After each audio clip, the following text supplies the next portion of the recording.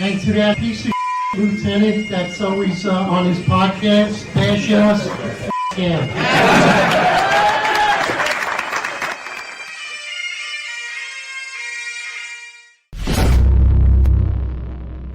Attention to roll call.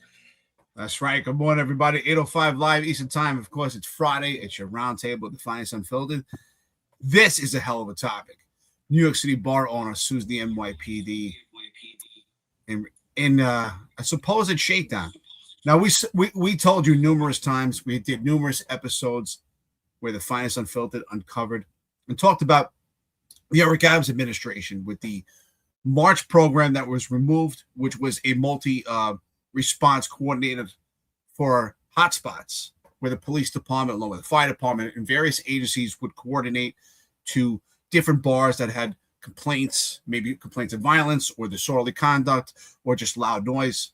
And that was removed by the Eric Adams administration, moved to something called CURE, which was supposed to be a not a coordinated response, but where the commanding officer of each precinct would have a communication between the bars or anyone with a potential maybe cabaret license or someone with a state liquor authority license. And you have to ask yourself why. And we thought the same thing because the March program was effective, was something that was often talked about at CompStat. And now we have a lawsuit, and it's pretty damning. Of course, it's an allegation, right? Nothing's proven here. But you have to ask yourself, what is the NYPD's reaction going to be? Are they going to settle this case, or is this going to actually see a courtroom? What do you think? This is a very interesting case. We'll go through this piece by piece, which we did numerous times. So, Marlon, John, good morning. Let's jump into it, John. Right away, what are your thoughts, brother? Yeah, what's up, everybody? Happy Friday. Marlon, if you don't mind, could you step over me? There's like a lot of noise out here, and it's boggling my brain. I can't even think. I know you guys can't hear it, but I can hear it. So, if you could just step over me I'd appreciate it, brother. Yeah. Got you. Yeah. Morning, guys. Morning, chat. We got in there so far. I see you, 92 Charlie. We got Johnny Dang too. I haven't seen you before, brother. Stay trained up. Good morning, Chief Marino. Good morning. We also got, of course, Detective Nolan, Terry Manane. Good morning, brother. All right. Yeah, guys. So, we've talked a lot about this in the past, as the case was, fresh. But here we are where the lawsuit is, dropping. And, we told you it was coming. John has mentioned a couple times how this, the Eric Adams administration is going to cost the city millions of dollars. And here we are with yet another lawsuit, that's going to cost the city a couple million too. And I have no doubt that the city is going to settle this one because I'm sure they don't want, they want this going to court, and certain things being revealed, certain things like who knew what and when did they know it? Because I'm sure the blue shirt peasants, as I like to call them, those are the cops on the street. The blue shirt peasants at the precinct didn't know, but if you go up the ladder, I'm sure there's somebody up that chain, in the precinct and at the borough who were told certain things by somebody from this administration. And you have to wonder what it was and what did they do about it and what didn't they do about it. So those are things that I'm sure the city does not want to come out because, a lot of people haven't exactly been disciplined for this, So, there's a lot to talk about this, and and happy Friday, guys. So I'm ready to go. Yeah, what's up, everybody? Sorry about that.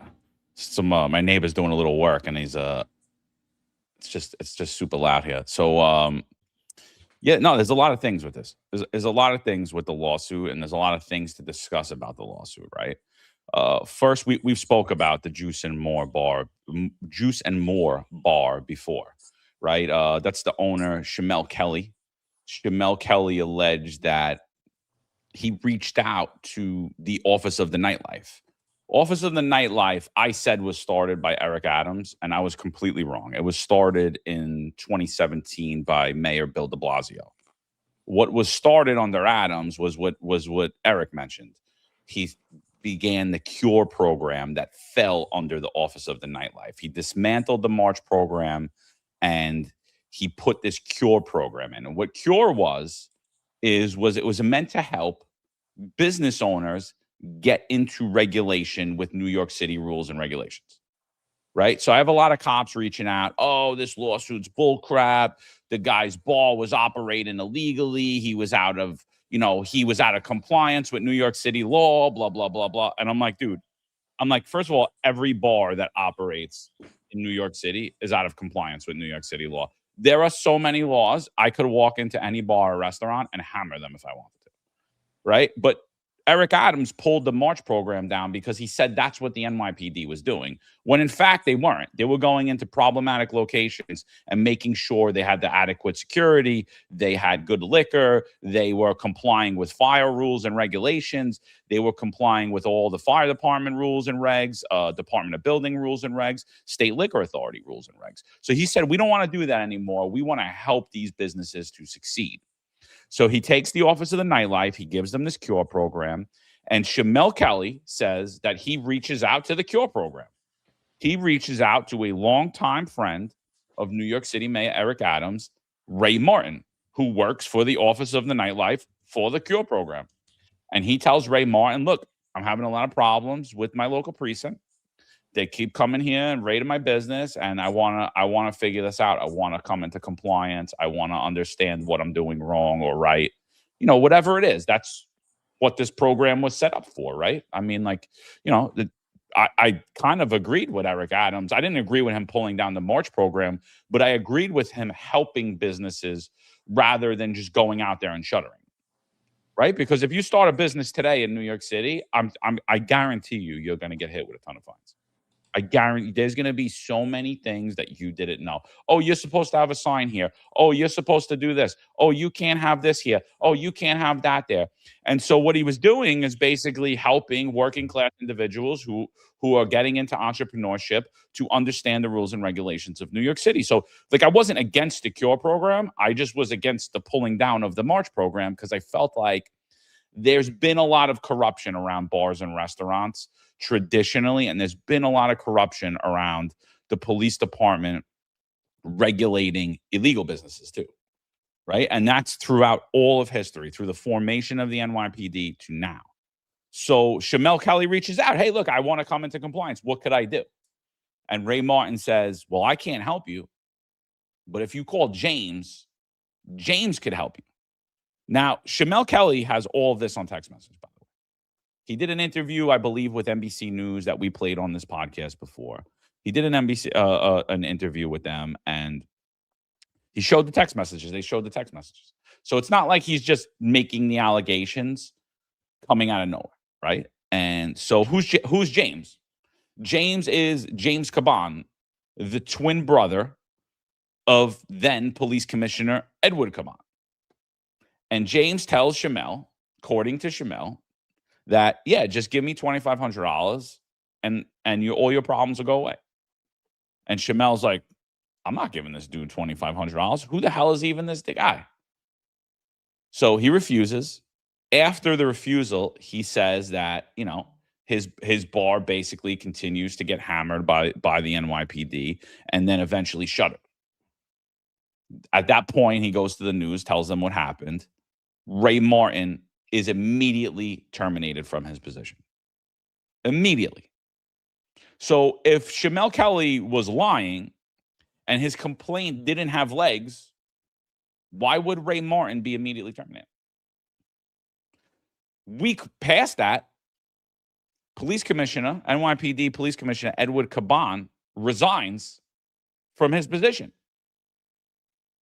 During that whole time, as this allegation comes out, it's being alleged that not only did his twin brother, James, have his own NYPD security detail, taxpayer funded, but he was actually operating a consulting business for bars and restaurants.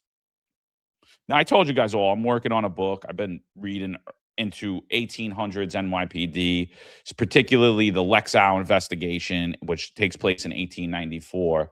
And basically in 1894, what was happening was what the NYPD was doing is they were also doing bar and restaurant consulting, and they were doing a lot of other consulting for basically every business that operated in New York City, especially the businesses that were prone to either be fined or shuttered. And what they would do is say, hey, look, you just give us $5 or $10 or $15 a week, which is a lot of money in 1890. And you won't have a problem with the NYPD. You have an illegal vendor on the streets in New York? Yeah, no problem. $5, $10 a week, no big deal, depending on how big your area was or how much money they believed you were making. $5, $10 a week, you paid your wardman, the wardman paid up, and the NYPD was making millions and millions of dollars in 1890s doing consulting. You pay us, and you won't have a problem with us. You don't pay us, and you're going to have a problem with us. And so I've said it before, and I'll say it again. What occurred under the Eric Adams administration was exactly what was occurring pre the Lexow investigation in 1890. He brought back 1890 style corruption to New York City. Now, a lot of people, especially cops that have worked in Spanish Harlem and in some Spanish areas in the Bronx, will tell you that, well, that's not kind of accurate, because that corruption, that's where all the police corruption's been the last 20 years. And when you talk to them, and if you go in depth and you talk to certain people, that, you know, it's kind of funny, because all these cops will tell you all the same names that we're going to talk about today, that they've all had this consulting that they were doing, and they were helping businesses, and they were trying to steer the commanding officers and special operations lieutenants and all of these people away from certain establishments. Does anybody think that's what NYPD cops should be doing? High-ranking NYPD cops, elected officials? No. What was going on there? And I think what happened to Shamel Kelly, I know for a fact happened to other businesses, and they're just afraid to say something. So, I mean, you know, you could say whatever you want. Oh, yeah, he's out of compliance with New York City rules and regs. Like, well, so are you. So is your home. So is your business. So is your vehicle. So is the way you put out your garbage. So is the way you keep your garbage. So is every single thing you do in New York City. What's your point? Well, when this actually came out, John, if you remember right away, I said, wow, I wonder who's looking at those 311 calls. And sure enough, it was something that came up from discussion. I think that there's no doubt the New York Post was listening to the finest Unfiltered, because I'm not going to condemn the cops. Listen, as Marlon said, the blue peasants, they're just going with the calls. But you have to imagine, right? We have, I think it was 60 some odd 311 calls that emanated from Kelly's bar, and the cops responded in 26 or 27 occasions where dozens, we're talking about dozens of cops were responding, and the cases were dismissed. I mean, the amount of complaints was just out of control. It should have raised a red flag. And you have to ask yourself, what was the precinct commanders doing? Because 301 is something that's always of concern, right? If you're a precinct commander, you're a special ops lieutenant, you are supposed to be in custody and control of 301 complaints. That's a big part of your job, is monitoring those 301 complaints, right?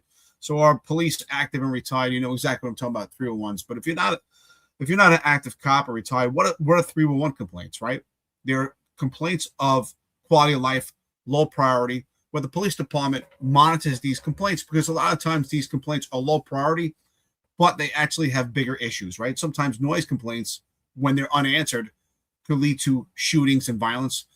Same thing with quality of life conditions. I mean, an issue that we used to have in the South Bronx is gambling, right? People would call and complain, this guy's gambling on the corner. But if those go unanswered, unfortunately, there's shootings that emanated from numerous dice games. And so you have to ask yourself, you're a cop working in a precinct, and constantly dozens of cops, including you, are responding to some bar. I don't blame them, but I'm sure there are cops thinking, what the hell's going on here? Why are we going to this place with 30, 40 some odd cops on 60 some odd different occasions and nothing's happening? And what's actually going on here? Now, if we look back at the March program, I think the March program was actually pretty good. There were flaws with it, as any crime fighting strategy within the NYPD. Unfortunately, things become numbers driven. A lot of mistakes made, unfortunately, by the upper echelon of the police department to kind of demonstrate their responsibility and accountability for a precinct at Comstat. And so what was the March program, right? And so it's just an acronym for Multi-Agency Response Coordinated Hotspots. And what does that mean? Right? Exactly what I said earlier in the introduction, but where the police department, along with the fire department and Department of Buildings and different agencies, state liquor authority would go into a bar or a restaurant, most of the time bars, where it would be a hotspot, right? Maybe disorderly complaints, loud noise. Back when they had cabaret licenses, maybe too many people dancing when they shouldn't be dancing, right? You had to have a cabaret license. That has changed. But the police department would respond, along with the fire department, of course.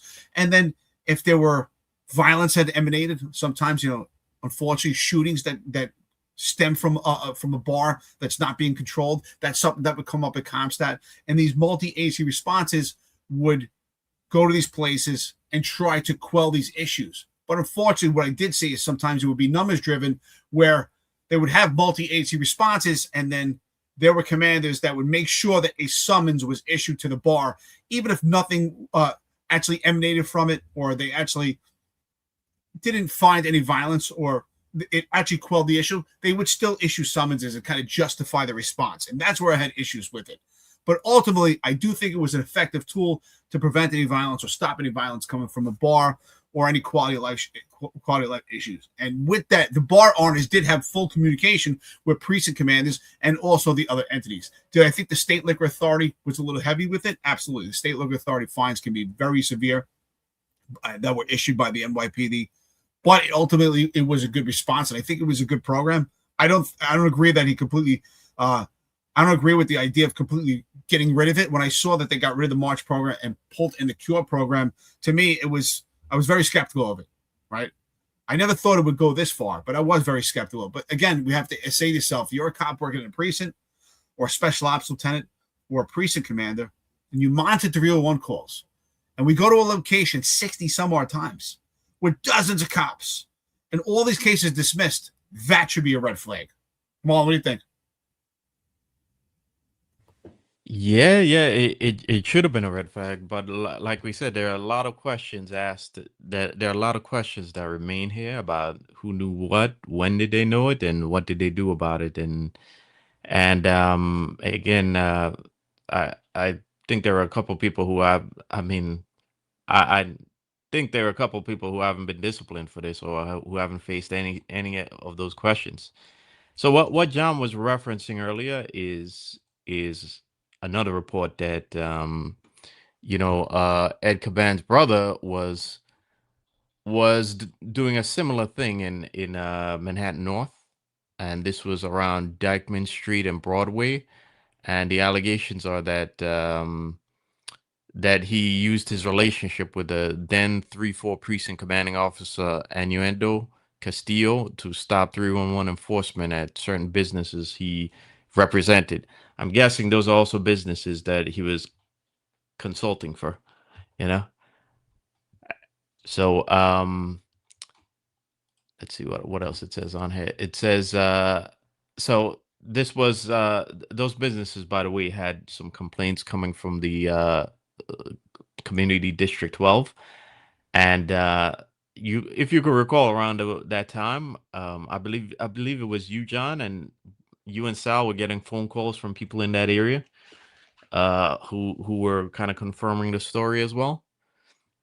So I personally wonder, like, how many other businesses was this actually going on in the city, and those businesses, and somehow it like never got into the news, or it never got notoriety. But how many other businesses did this go on that they might have paid a fee to Ed Caban's brother, and if you remember, similar communications happened.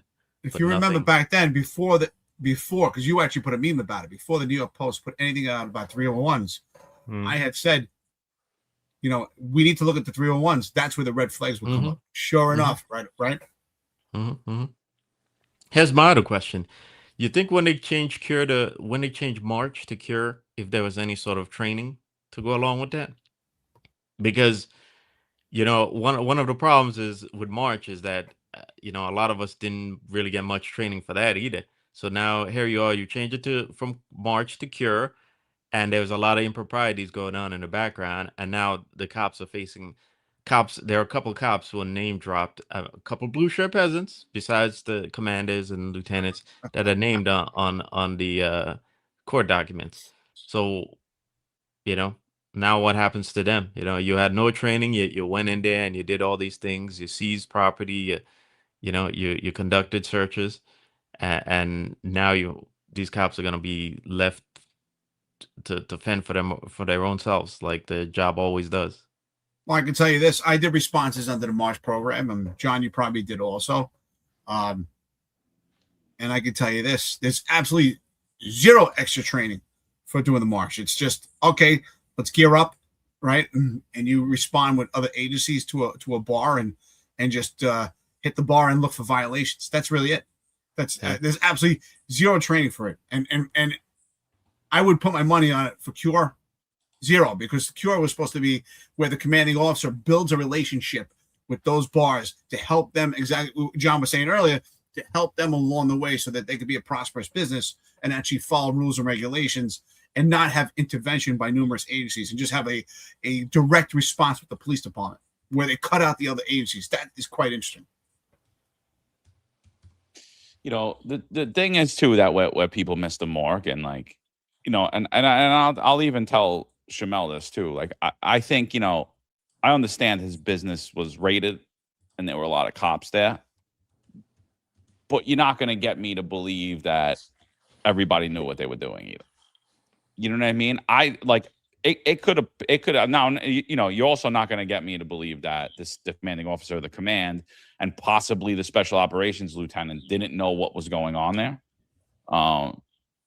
Possibly the special operations lieutenant did, possibly he didn't, but definitely not the commanding officer. Like, you're not getting a free pass from me on that at all. Like, you knew what was happening. You knew what you were being told. You knew it didn't fit the baseline of what we do. You knew it. There's no way. You knew all the shit that was happening in New York City was not right. If you're getting calls from the brother of a police commissioner and you thought that was okay, you're going to tell me that you're not a cop? You don't have any investigative skills? You don't smell anything was wrong? You didn't think anything was weird with that? You didn't think anything was weird with the police commissioner's brother running around with a detail?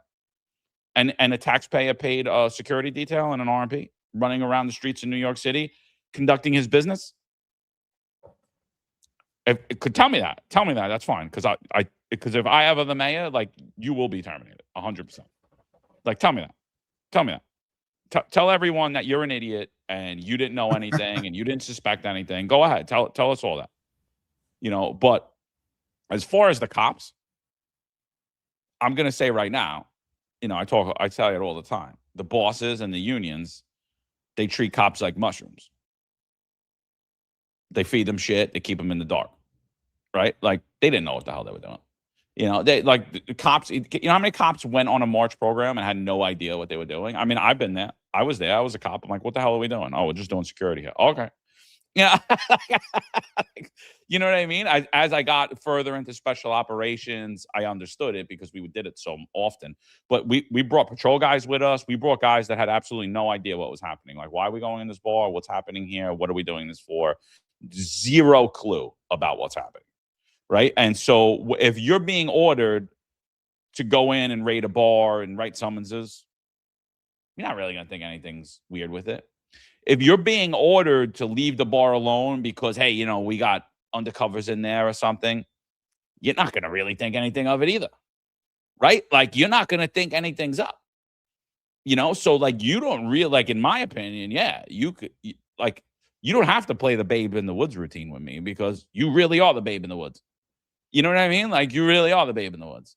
Now, when we get up to the upper echelons of the NYPD, you're the chief of patrol. You're the chief of detectives. You're the chief of internal affairs. You didn't think anything was wrong with any of this? You guys didn't see anything weird with this? I mean, like, I was yelling corruption the day Adams announced this. I was like, this shit is going to end badly. And everyone's like, you're crazy. You're a conspiracy theorist. You just hate him because he's trying to keep everyone safe and make sure you get vaccinated. I'm like, no, this does not look right. It looks super weird. There is no reason why we would stop going after problematic locations in New York City. You know, somebody said it on here. They said, who was it? They said basically that what happened is Cure was okay. However, it took powers away. It took powers away from the cops, especially when it came to certain bars and clubs that were visibly reckless and rowdy, where action needed to be taken via the March program, right? And so why for certain bars and clubs? Well, it was obvious. Why? They hired a consultant. And everyone in the upper echelon of the NYPD knew it. And that's why when supposedly people were coming in to clean house and they never cleaned house, we were saying that, guess what? It's all the same dog and pony show. You have all the same corruption at the top. Every single person at the top chain of the upper echelon of the NYPD knew what was happening. And again, if they didn't, they had to know immediately upon. If they didn't, they're completely incompetent and they have no business ever being cops. They probably, I don't know how they passed the police academy in 6 months. But like, after the allegation comes out, Ray Martin's immediately fired. And the NYPD is like, oh, didn't see nothing, didn't hear nothing, don't know nothing. I thought we were required to report integrity concerns and corruption. Nobody thought anything was weird. Nobody thought anything was weird when the police commissioner stepped down. Nobody said, hey, you know what? What was actually happening here? Because this guy's alleging a shakedown, racketeering, extortion thing. We're the police department. We have every means at our disposals to investigate this. But yet, no, we're not going to investigate that. No. We don't do that because, you know, that's an allegation against the police commissioner's brother, so we can't investigate that. So we're just going to pretend like it didn't happen. Right? Is that what happened? What happened to special investigations in the Internal Affairs Bureau? Anybody hear from them? Did they think anything was weird? Like, was there an investigation started? They were too busy investigating the Finest Unfiltered, John. Oh, that's right. Oh, that's right. I forgot. I forgot. They were trying to get us as domestic terrorists for giving our opinion. I forgot.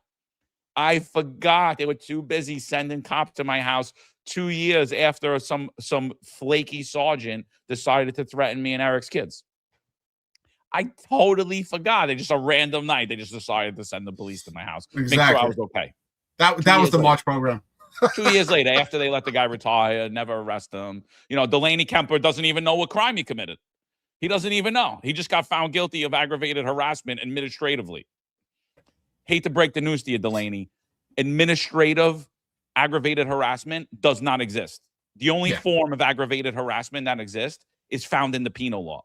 So you would know that if you were actually ever a cop or you knew anything about policing instead of just a mouthpiece for the political left, right? You would know that, Delaney, right? But you don't know that. Jessica Titch didn't know that. Chief of Internal Affairs didn't know that. 3 COs in Group 1 didn't know that. Nobody knew anything. Travis Rutherford definitely didn't know. Well, I mean, you want to talk about Babe in the Woods. I mean, you want to talk about, guy, how'd you pass the police academy? You know, like there's a few of them now. You know, there's a few of them now. But like to me, I sit there and I'm like, every cop that gets butthurt about it, I'm like, don't get butthurt about it. Don't get butthurt about it because we're not saying that you're dirty. We're not saying that at all. And we don't even think you're dirty. But we are saying you guys didn't know what the fuck you were doing. You guys didn't know what was happening. You were being used. And to be fair, I was used for basically the majority of my career. I thought that my unions had my back. I thought that my leadership had the best interests of the city. I thought the people that were in charge of the New York City Police Department cared about residents in New York City and cared about public safety. I thought that the people that swore an oath before the United States Constitution, before God, I thought they actually meant it. So I was also that babe in the woods. So don't be butthurt about it. Could have easily been me. Could have easily been any one of us. But after you're aware of all this, if you want to continue to play the babe in the woods routine now and say, oh, no, this wasn't it. The guy had a violation of a local law, whatever. Like, you don't think anything was wrong with what he's saying? You don't think that this was happening? You know, then I'm going to question your integrity, and I'm going to question your intelligence level, and I'm going to question if you have the character traits to make up that actually should be in someone that has a badge and a gun and arrest authority. Then I'm going to do that. Well, the more I think about it, we were human trafficked by the police department. But at some point, we woke up and, you know, we broke away from our pimps. But I was definitely pimped out. I was pimped out big time. And then when I had 8 sets of charges, it was like I had, you know, it was like I had contracted AIDS and everybody was staying away from me. So I know exactly what it's like to be in the whorehouse of the NYPD and be and one of they believed Tony Fauci and they thought it was airborne too, and they were going to get it if they shook your hand or it was in the same office. Yeah, I was one of their whores. I just, you know, they didn't give me condoms. I was lubed up. That's all. They gave it to me dry, actually. But with that being said, yeah, you want to know if they saw any red flags? Apparently. So the twin brother of Ed Caban, which is James Caban, had his own security detail, and no one thought that was a red flag. No one thought, hey, wait a minute, this guy has his own security detail. He's got police resources. We shouldn't say anything. How many commanders did that guy tell what to do? Let's be honest. And I guarantee you, commanders or upper echelon that were told what to do, if they, in fact, they were, which I would put my money on it, by the brother of James Caban, Ed Caban, they would play babe in the woods, say, oh, what am I supposed to do? You know, I don't know. Apparently, we work for the families of police in the upper echelon. I mean, could you imagine you're a commander and you get a call for someone's wife and they tell you to go deploy cops? I bet they would do it. Wow, so-and-so's wife called me. Well, with that being said, I will say this. Now, I agree. There are blue peasants. I often refer to them as tier 3 of the police department general population. The cops responding, I don't blame them. I'm saying some might have said, hey, this is strange. But listen, they're just going to go to the jobs. They're going to be told what to do. I went to march operations, nuisance abatements. I didn't even know what was going on as a rookie. Just stood there, did security. But there are some people in precincts that I would say we have to look at and say, did they know? And here's a big one. Should they have known? Here are the key plans, I think. One, if you're a precinct commander, if you did not know, you are not a precinct commander. There is no way that you're actually a precinct commander. You didn't know, because if you didn't know, you're telling me you were not in charge of your command. The special ops lieutenant, you may have known, may have not. But if you were actually doing your job and you actually monitor those 301 complaints, there should have been red flags. How do I know? I was a special ops lieutenant. I was in charge of 301 complaints. I know that you monitor them. I know that when you get an excessive amount of 301 complaints at one location, you respond yourself, or you have your NCO, your neighbor coordination officers, or your community affairs cops respond to find out what the hell is going on over there. The one cop that I think we should look at, and I would say most likely they have to know, that's the community affairs cop. Whoever the community affairs cop is for a particular precinct, I would say most likely knows. And if you don't know, how would you not know if you're the community affairs cops? If you're the community affairs cops for a precinct, and you have nightlife in your command, you absolutely get to know those bar owners. You absolutely have relationships with them. You probably respond to those after a march operation or before and have numerous conversations. So I think the community affairs cop is a cop that we should be looking at. Absolutely. I'm sure there's people right now pissed off. Yeah, if you're doing your job as a community affairs cop, you definitely have those relationships. As far as patrol cops, they don't know. They don't know. Maybe a sector that's concerned, maybe, most likely not. I would say most likely not. So I think, again, but if you're a precinct commander, how could you not know? You can't tell me you're in charge of your precinct and you don't know. Because clearly, you have to know. I mean, I just think that we're at a point where, and unfortunately, I've had numerous conversations about this. John Mullen, I know you have also with people. and it's like, oh, I feel bad, for people that had no idea what's going on, and the wall was pulled over them. Can we pump the brakes for a second? If you're part of the upper echelon, if you're the commanding officer in a precinct, if you're running CopStat, and this doesn't raise a red flag, like, wait a minute, we have this bar in this command with 60 some odd complaints, and dozens of cops are responding, and we have 26 or 27 some odd cases dismissed. What is going on at this location? Think about it. You're Mike LaPetri, and you're running ComStat, and that doesn't come up as a red flag. I find it hard to believe. No, Again, no anomaly there, Eric. No, right, exactly. exactly. Let's not look into that. Let's not look into what's happening there. Oh, wow. No, let's pretend we have no idea what's going on. Could you imagine you're running ComStat? Wait a minute. We have 60 complaints at this location. What are we doing there? Why do we have 60 complaints? You would right away have the precinct commander respond, talk to that bar owner, and find out what the hell is going on. Oh, James Caban. Oh, that's the commissioner's brother. Okay. I don't even think they were doing that. I think they were just doing this, like this, Hey, boss. Hey, listen. Like, oh, okay.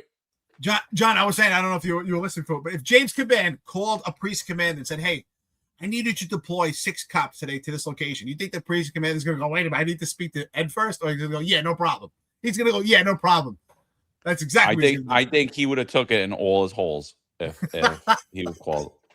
What else do you need? Oh, you want to go on a date with my wife? Oh, okay. Oh, okay. Yeah, honey, look, the police commissioner's brother thinks that you're cute. Do you think you could wear something pretty? And, I'm sure he won't want you to do anything. Yeah, let's keep in mind, there's no doubt about it, that James Caban had access to anything he wanted in the police department more than police officers. James Caban had full access. If anyone tells me different, you have no idea the culture of the police department. James Caban had access to any location in the police department. There's no doubt about it.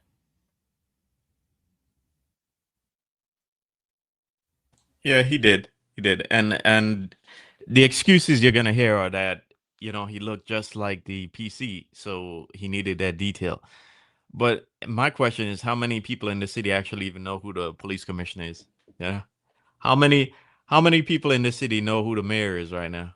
I guarantee you that even Mom Donnie can walk down at least 1 or 2 blocks in this city where people don't even know him, or where he blended in with the crowd, One of the reasons why celebrities love New York City is because they blend in with the anonymity of the city, The city, like, people are so busy in this city and so consumed with their daily life that, a lot of these celebrities just walk past them and they don't even care.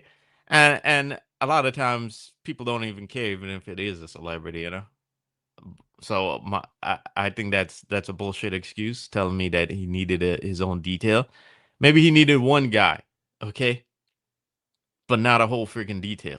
That's bullshit, okay? He needed a detail because he was up to shenanigans, and he needed that protection, and he needed that he needed that authority, okay? That walking around with a detail gave him, that made him look like he was officially part of the administration, But let's quickly go back to the Manhattan North, right? So I explained last time how this was going on in other places, including Manhattan North, right? Let's go to it quickly again, right? So I told you about the 311 complaints, right?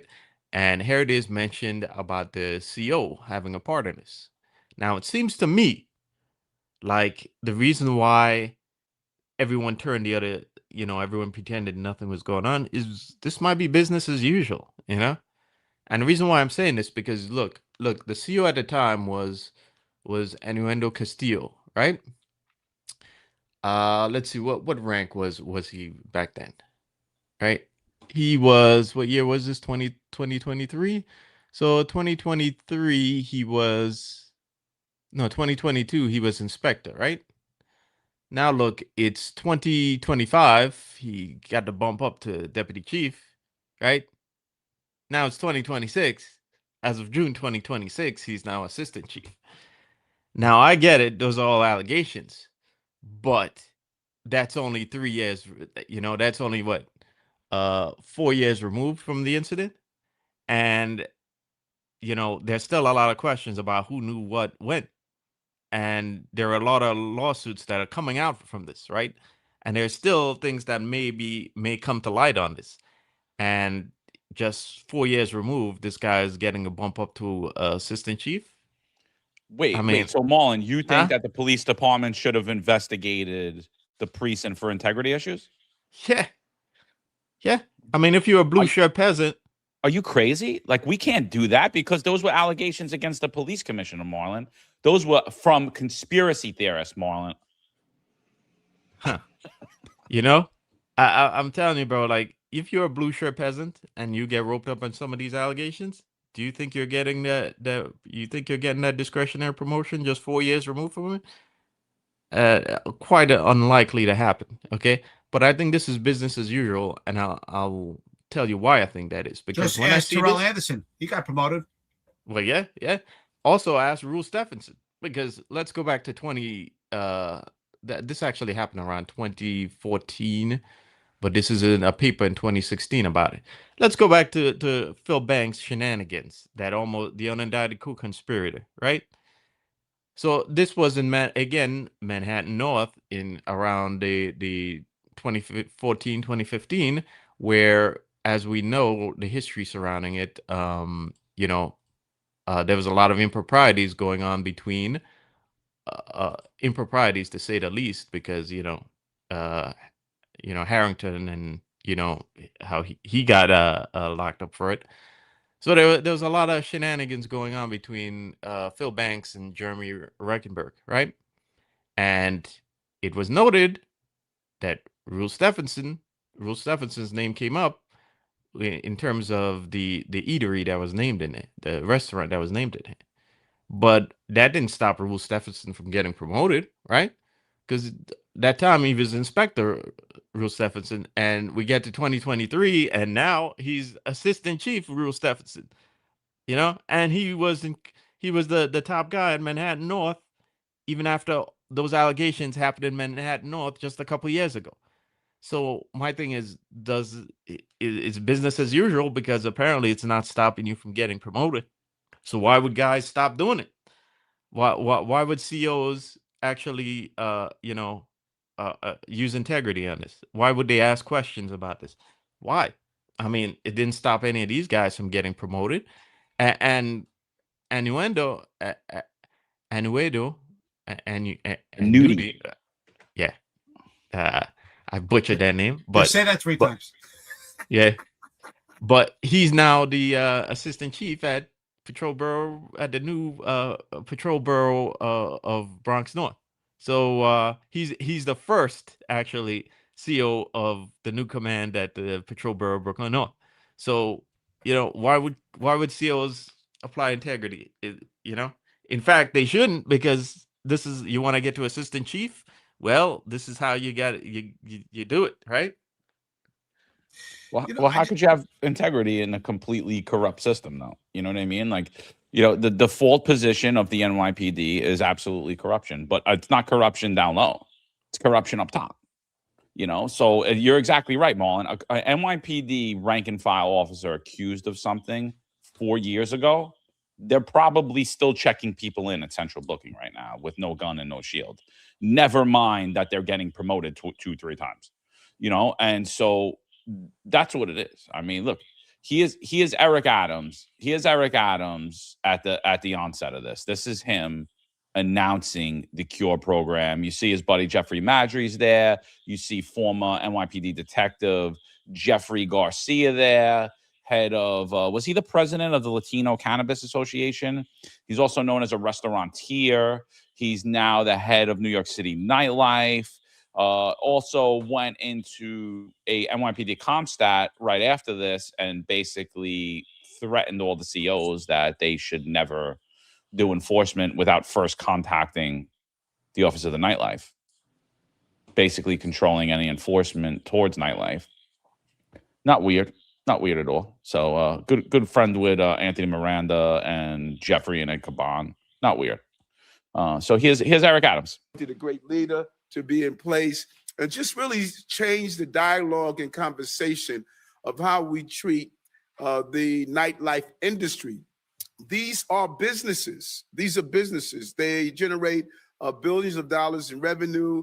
They attract people to the city. This city does not stop at 5 p.m. There's an entire new level of economic development that happens in the late evening hours. And that's what I knew I had to do when I became mayor. I wanted to show the nightlife establishment, the people, the DJs, to the DJ up in the DJ booth, you know, the DJs, the waiters, the waitresses, those who were the cooks, the chefs, this entire ecosystem that I knew oh so well. And they really respected the fact that they had a mayor that did not want to demonize their industry, but wanted to lift up that industry. All of us know after a hard day, there's nothing place better than going to your favorite watering hole and sit down talking to someone that won't identify you because you dropped that business sale, but will lift you up because you're there to bring your business to their establishment. And that's what this is all about. And March was the wrong way of doing this. This is something that was put in place in the 90s. It was extremely abusive and intrusive in a real way. Many of us can talk about sitting in a restaurant, a club somewhere, and all of a sudden the lights come on. You have this large number of people that come in and just treat our businesses in an unprofessional way. That is not how you treat a business, and that is what this momentum is all about. And look at this city. This city is the place of Studio 54, Paradise Garage, Max Fist, CBGB's, Loft, and so many others. We're the king and queen of nightlife industry globally. People come to New York because of our exciting nightlife. Only city on the globe where you got the theme, the city that never sleeps. And in fact, we don't even take a nap. Something is always happening in New York all the times of the day. So today's like here at Paragon, nowadays made in Mexico, and Mama Juana, Cafe Bronx are providing space for people to go out, listen to music, dance, something that you were able to get done. You know, it used to be illegal to dance in a cafe in the city, to come out and dance and just really enjoy what it's like in this city. But listen, let's be clear. If it's not done correctly, it could impact the quality of life of those New Yorkers who live in the area. And so noise, trash, crime can disrupt local residents, and complaints can lead to unannounced inspections. And so we want to get it right. And that's what Jeff is doing as the new head of the nightlife, the mayor of the nightlife industry in our city. We must provide public safety while ensuring businesses can remain open and New Yorkers can still dance in the dark. So today, we are changing the way we engage with nightlife businesses throughout the city by launching CURE, the acronym CURE. We're bringing together NYPD, SBS, Commissioner Kim and his entire team in the Office of Nightlife to improve public safety responses to nightlife establishment. Now, it's not lost on me that, Chief, you're a DJ. So we have the right people in the right mix. And so we want to better engage business owners to focus on compliance and education, not over enforcement. Previously, nightlife establishments have faced unannounced late night and multi-agencies.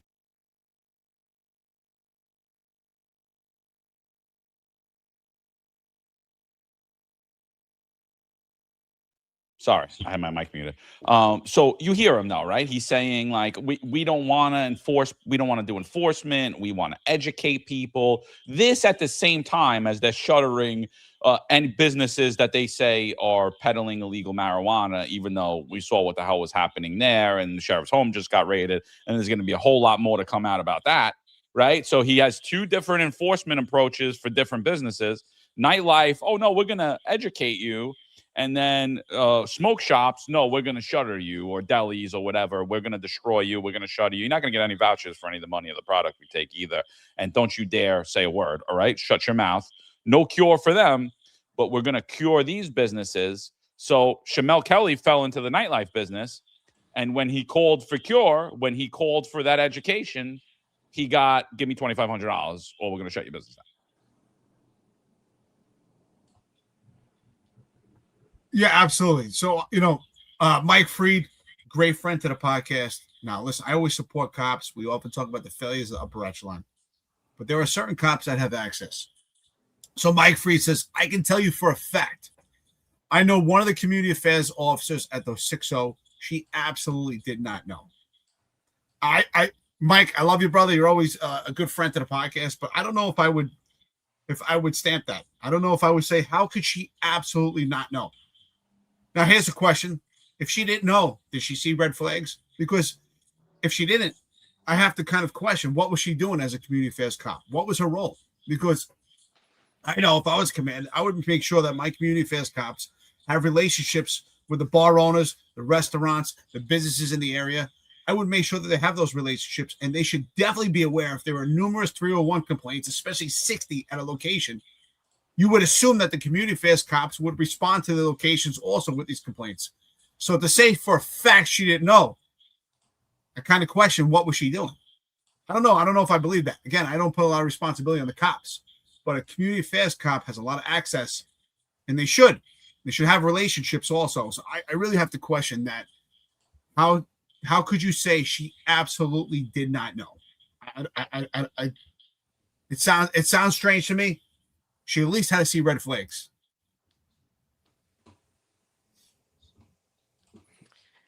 Yeah, yeah. One other thing, right? So let's go back to mid 20 teens again, right? Guess whose name also came up in that in amongst those Not allegations? Timmy. Not Yes, Timmy. yes. No. Yeah, Timmy came up in the. Our boy Timmy. Yep, he didn't get promoted for many, many years. Yep. Well, here's the thing. He got promoted in 2017. Okay, this was in the paper in 2016. Think of it. This hit the paper in 2016. The incident happened in 2015. But in 2017, he got promoted to deputy chief. Oh, that makes sense. So again, why would any CEO actually apply integrity here? Do as you're told, right? You may end up in the newspaper, but so what? You're still gonna get the bump up, right? You're still gonna get promoted to deputy chief and soon assistant chief, right? I mean, Timmy's promotion, curiously enough, took a whole. I mean, he did get a bump up to deputy chief in 2017, but it took him almost another 10 years after that to be on his path to assistant chief. So very, very interesting. But again, his name comes up amongst those allegations, and in fact, he was transferred to training division after he was named in the probe. And for those of you who said this isn't a big deal or anything, well, it's not a big deal, okay, but keep in mind that around this time, even the commissioner at the time, which was Bratton, called all of this systematic corruption. So even the commissioner at the time said that this is a problem, right? But none of that stopped Timmy from getting promoted. None of that stopped Bruce Stephenson from getting promoted. Marlon, it's okay because our friend Jen Zod 80 says Bodette was and still is a gentleman. So it's okay. He's a nice guy. It's okay. There you go, Marlon. Just want to let you know he's a nice guy. It's all right. Yeah. Well, you get involved in shenanigans that it's up in the paper, and let's see where your career goes. Yeah, let's see how much of a nice person you are. Yeah. It's such a joke, dude. It's like who was the last white guy that was such a gentleman? The guy that was always drunk at the press conferences that they just dumped for the federal investigation. Yeah. McCarthy. What's his McCarthy? McCarthy, yeah. Yeah. Oh, gentlemen, bro. All right, what's your point?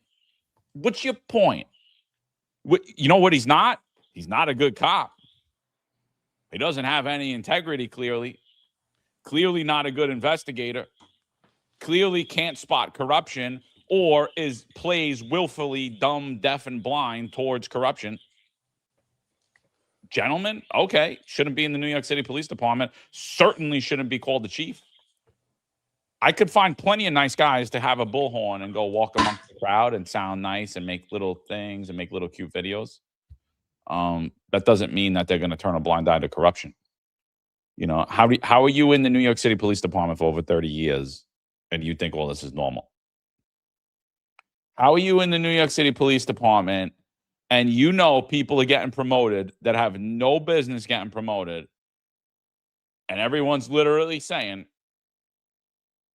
yeah, they paid for that promotion. Nobody's seen anything weird. No detectives, no investigators. IB has no investigators anymore. I mean, they never did, but I'm gonna say right now, like, they're all gone. What about you guys in the squads and in the major cases? You guys didn't think anything was weird? No investigators anymore? Weird. Nobody sees anything weird. Nobody thought it was strange that all these cops had details the size of the president of the United States. Nobody thought it was weird that they had 50, 60 people assigned to them, 12 cars assigned to them. Nobody thought it was nobody. No chief in the NYPD. No one thought anything was strange. They didn't think anything was weird. No. Oh yeah, no. Twin brother, he gets a detail. Yeah, no, he just runs his consulting business out of the vehicle. Oh yeah, that's not weird. That's not weird. That's not hood trash shit. No, absolutely not. That doesn't look like some dirtbag, skell, corrupt shit that's going on. No, you wouldn't think that. You're just cops. No, nobody thinks this is weird. We're in a new age.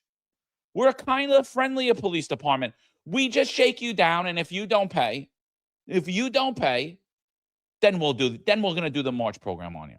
You know, but it's not going to have the SLA and all of them. We're just going to use the police department to do it. We're just going to use them as muscle. Thank you for joining us. My name is Jeffrey Garcia, and I'm the Executive Director of the Office of Nightlife at the Department of Small Business Services, SBS. I'm thrilled to be at Paragon today with Mayor Adams and nightlife lovers and advocates to unveil a new transformative citywide policy that has been years in the making.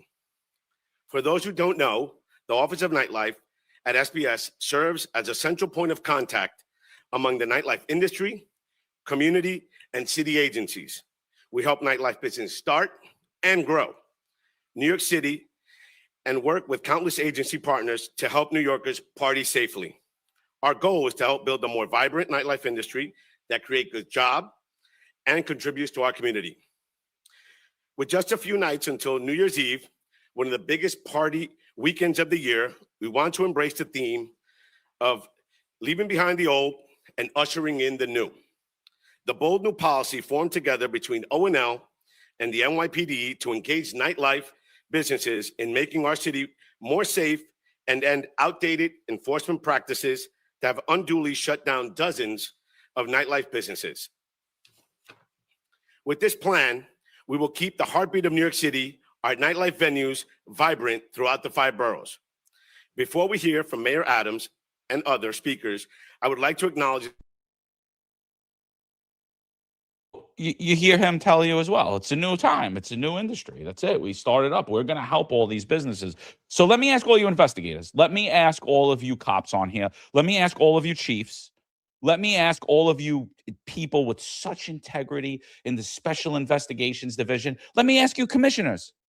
Let me ask you leaders without badges. Let me ask you all. Let me ask you all this simple question. Do you believe that Shamel Kelly calls the Office of the Nightlife and he is the only person that Ray Martin told to call James Caban? Do you believe that? Answer the question, because we need to know. Because if in fact you believe that, not only are you fucking stupid, you have no business being anywhere around the New York City Police Department at all, at any rank, in any manner. You shouldn't even be a fucking PRAA, because you have no idea what you're doing. You have no idea what this city has to offer, and you have no ability to not only see crime, you have no ability to see corruption. But I think you all know the answer to that question is that Shamel Kelly didn't just get picked out of a hat. He didn't. He absolutely did not. He did not get picked out of a hat. This was what was occurring there. And you did not do a fucking follow-up investigation on it, and it falls on all your heads. So anybody that gets caught in the flack, yeah, you can come on. But if you think I'm going to feel bad for you for 1 second, I mean, honestly, I'm going to laugh. I'm going to tell you right now, I'm going to laugh right in your face. The same way you laughed at Eric, you laughed at Marlon, you laughed at me, you said we were all fucking idiots, we should just take the vaccine, Eric should just shut the fuck up and stop getting CCRPs and stop trying to be a cop, stop getting those gun arrests. The same way you laughed at us, I'm going to sit there and be like, oh, you didn't think anything was weird. You didn't know anything was weird here. Nah, right? No, yeah. So we all know that answer, right? This was common practice, but yet the Office of the Nightlife is still operating today. And why? Why is the Office of the Nightlife still operating? What the fuck does the Office of the Nightlife do? What the fuck does Cure do? It was set up to shake businesses down. And the New York City Police Department, the Department of Investigations for New York City, and every fucking other agency across this bureau and the mayor's office, including the clown that's sitting in there right now, has done this much to stop corruption. The default position for New York City is corruption, and it remains corruption because we want to pretend that nothing's happening. And guess what? When you partake in the corruption, like Marlon clearly showed, if you're high enough at the top, they'll keep you and promote you as long as possible until the feds finally come in and get you. And by the way, just one last thing on my whole fucking rant. I would not commit a crime with any one of you motherfuckers because I know you're all a bunch of spineless cocks that'll sell out your own wife. And I know that you'll all fold under questioning because you're all a bunch of fucking cowards. So there is no way that I would ever do any type of crime with any one of you motherfuckers. And anyone that does, you deserve everything that you get.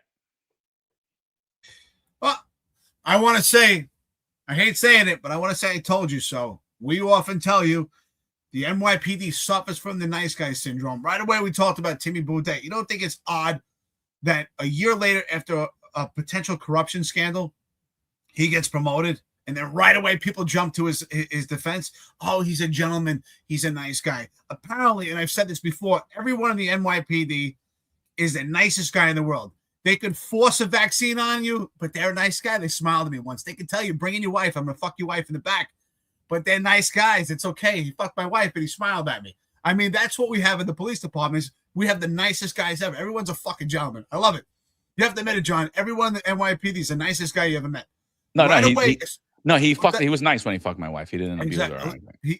He was very was very nice. He didn't slap her around or like grab her by the mouth. There was nothing weird about it. No. It's funny how every time that we're critical and talk about someone's career and we see red flags, what we think is skeptical and suspicious, and you should also, right away, they're a nice guy.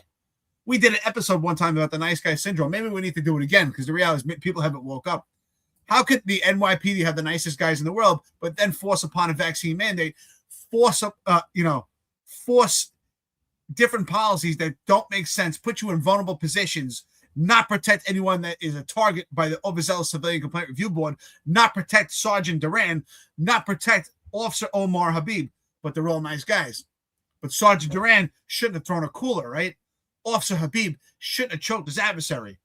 See, because I wouldn't do that, but they're nice guys. Everyone's a nice guy. You don't think that it was suspicious that they got rid of the March program, which is a huge factor in the CompStat, and put in the QR program in, and then we have cops going to businesses and all these cases are being dismissed and nothing's happening. Again, if you think Shamel Kelly is the only one, I mean, think about it. 60 311 calls at one location. Don't tell me that a precinct commander didn't know, because anyone knows if you work in a precinct, you're the special ops lieutenant, or you work in community affairs, or you work in a sector. If there are 60 calls at one location, your precinct commander is going to tell you, get those calls to stop, because I'm going to have to answer for those at CompStat. If you have a location, one residence with 5 calls, for 5 301 calls, I guarantee you, am I wrong, John Marlin? The precinct commander is going to go to the special ops lieutenant. The special ops lieutenant is going to go to the sector and say, or the NCOs, the neighborhood coordination officers, and you need to speak to this person and get them to stop calling, or tell them to give them your job number So they call you so that I don't have to answer for these 301 complaints. So don't play Babe in the Woods. Wait. people- Oh, wait, hold on. We just Jen Zod tells us what happened. You know, everything was on the up and up in the office of the nightlife, Eric. Oh, let's see. I can tell you what the Office of Nightlife did. Thank you so much. I appreciate it. And this was firsthand. Mediate meetings between precinct personnel and the bar owners. That's it. I saw nothing more out of it. Great program. Great program. Really. So you don't think it's odd that there were 60 complaints at Shamel Kelly's bar and nothing happened? 60. You're telling me right now. John, think about the precincts you worked in Mullen. If you had a CO. Though this is on the upper. This was in Spanish Harlem. There was all these complaints where they weren't responding. Not Shamel Kelly's. You're talking about the one in 3-4. Yeah. But either way, you tell me right now 60 complaints, and you don't think that's odd? I know right now every CO, and if anyone here was a CO right now, you tell me right now. Think about it. When you were a CO, if you had numerous 301 complaints at one particular location, you want those calls to stop. Why? Because it's going to come up at Comstat. Why is this? Why do we have a complainant constantly calling? Did you rectify this problem? What is going on there? And every time you're there, what is the outcome? Did we write summonses? Were there arrests made? What did we do? Absolutely want to know what is the causation and what is the outcome. No doubt about it. Am I right, John? If you're a precinct commander and you have numerous calls in one location, you're just going to let it go? Dude, we used to have, in the 123, we used to have this woman. She lived across the street from the train station. So the train would rattle her house. But she would complain on this bar that was blocks away and say that the music was so loud that it would rattle her house, right? And so she would file complaints, 311 complaints. And the borough consistently kept telling us, you have to make this stop. So I'm like, what do you want me to do? I went to the lady's house. I played the noise meter. Not only did it not surpass the limit that it's illegal for them to play music, it didn't even register a fucking sound. It didn't even register a sound. Like, I don't know what you want me to do. Like, what do you want me to do? She's saying that the bar is making music, is the music's too loud that's coming from this bar that's blocks away. Yet I'm in her apartment. She's telling me that I should hear it. I don't hear it. And I have the sound meter, and it's not even showing anything. And that includes not only when I'm in her house, but when I'm outside on the street, way away. So I don't know what the hell you want me to do. We want this to stop. I'm like, what are you? What should you want me to offer? Like, what are you saying? There's nothing we could do here. There's nothing we could do here. Like, I get you want it to stop, but it is what it is. You know, maybe we just have to tell the truth sometimes to people that, like, there's nothing we can fucking do. You know, like, it is what it is. And so we're going to have that level of scrutiny for a noise complaint from a bar from blocks away, but 60 complaints all around right in the main area while crimes are happening, while the police are continuing to respond, and nobody thought anything was weird at the borough.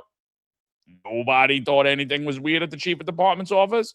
Nobody thought anything was weird at chief of patrol. Come on, bro. You could sell me a lot of things, but you're not going to sell me that. Come on. You're not selling me this. Like, I absolutely not. Like, I always make a joke. The 311 is the most important thing in the NYPD. It becomes before everything else. It becomes before everyone's life. And it's funny because, and people laugh. Like, if you tell it to a cop, they'll laugh. Like, the 311 machine is the most important thing ever. And the reason they laugh is because they know it's true. They know the level of scrutiny that goes into that 311 machine. And FYI, most of that 311 machine should not even go to the NYPD. There's a parking condition. Yeah, it should go to the NYPD. It should go to the fucking traffic division, right? And I've spoken to politicians about this already. Draft the legislation.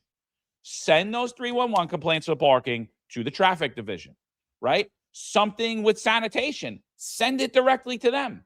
Why are we sending things to the New York City Police Department that are no business of the New York City Police Department, of rank and file patrol officers, when you have nobody working? Right? It's just the stupidest shit. And then they're going to pretend, oh no, everything I saw with the Office of the Nightlight was on the up and up. Well, obviously You weren't getting a piece of the 2,500, right? But like Chief Marino said here, and it's right. He said more than likely they were doing it to minority-owned businesses because they were less likely to complain. And Mike, you are 1,000% correct, because this is what's been happening to minority businesses in high crime, lower income areas since the inception of the New York City Police Department. And it's still remained under the Adams administration. And more than likely, it's still occurring now because no one ever fucking did anything to stop it. So, you want to, no, I didn't see nothing. Everything was good. Okay, so explain. So you believe that Ray Martin just singled out this one time Shamel Kelly calls the Cure program, and he just happened to be the only person that they ever tried to shake down. Is that what you believe? Is it? Yeah. I don't expect an answer for that, by the way. It seems like... I just don't. Because if that's what you believe, I don't know who you are, but I'm going to say, I think you're fucking stupid. Like, that's what I want to say. With Brooklyn bar owner Shamel Kelly Tuesday, one day after he shared his experience with federal investigators. Kelly claims the NYPD had been regularly harassing his Coney Island bar last year. Looking for a solution, he connected with Ray Martin, who previously worked in the mayor's nightlife unit before becoming his community affairs aide. And he went into the idea of how New York runs, and then he went into a spill of like he has a friend who could help me with this problem. But it will cost. Martin introduced him to James Caban, the twin brother of former NYPD Commissioner Edward Caban, who resigned 2 weeks ago after he was raided by federal agents. Kelly claims James Caban offered to take care of his problems with police in exchange for $2,500. I told him too, I'm like, I really don't have it right now. There's any way you could just still like kind of help me? And he's like, nah, I mean, that's just not how this works. Did you get the sense that he and Ray Martin were in this together? Oh yeah, for sure. But looking back at it, yeah, I see the whole setup, the whole plan, for sure. Now, a spokesman for the mayor says Martin was fired soon after City Hall investigated these allegations, with sources telling us that Martin was immediately referred to the Department of Investigation. And a spokesman for James Caban says that he has denied any wrongdoing. Now, back to the school's chancellor, sources tell political reporter Marcia Kramer one of Banks's top deputies, Melissa Aviles Ramos, is expected to be named the next chancellor tomorrow. Oh, yeah, we forgot. Let's not get into the school corruption. We're talking about the crumbs. We're talking about NYPD crumbs. We're not talking about DOE crumbs yet. DOE crumbs, that's still building. And honestly, it looks a lot bigger than the NYPD crumbs. There's a lot more money with those crumbs than there are with the NYPD. It was all good. I don't see anything weird here. Nothing was weird. The police commissioner just resigned right after this came out. Nothing weird. No, not nothing. Well, it wasn't a raid, John. It wasn't. I forgot. It wasn't a raid. They just showed up at his house in the morning, really early, and they just asked him for his phone. That's normal. That's normal behavior. Okay. Looks like Gen Zod 80 had an epiphany. So he or she says there was a bar/club in my precinct that honestly should have been shut down, but because of Cure and the intervention of a fraternal organization, Goal, magically it is still running. Shaking my head. Oh yeah. Okay. Go figure. But the bottom line is, if you think that Shamel Kelly is the only one that had a potential issue, again, are these allegations right now? Sure, but they smell pretty. They don't smell good to me. I mean, we've sounded the horn on this in 2023, and look, 2026. This isn't going away. So is this going to be like an OJ thing, where we don't actually meet the crime, but this is going to be paid out in civil court? I'm curious. Well, I think so. Just before you go, just for everyone that's like, well, I don't believe Shamel Kelly. Okay, this is a statement from the mayor's office. We appreciate WNBC for bringing this information to our attention yesterday afternoon. After receiving this inquiry, we immediately began an internal review and found that Mr. Martin violated the terms of his employment. You know what that's called? Substantiated what Shamel Kelly was saying. Mr. Martin was terminated for cause yesterday. We expect all employees to act ethically and in the public interest. So they just stopped it with Ray Martin. That was it. But they basically said, yeah, no, that's exactly what happened. And then Adams pressured Caban to resign, right? Yeah. Wonder why. Yeah. Johnny Dang put up what he said that he said that Ray Martin's wife was also indicted. I can't find a comment now, but keep in mind, Johnny, that okay, I see it here. Keep in mind, Johnny, that Ingrid Martin isn't Ray Martin's wife. We don't know if there's a relationship between Ray Martin and Ingrid, in terms of familial, but they knew each other for a long time because Ray Martin used to work with Eric Adams, and before that, Ray Martin worked in city council. So Ray Martin was always floating around city government, and especially within the Eric Adams circle.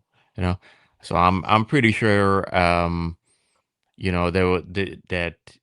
Well, he said it himself in another interview that we had played a while ago that he wouldn't be where he was without Eric Adams. So just to be clear on that. But yeah, I don't think many of these guys look at this as a crime.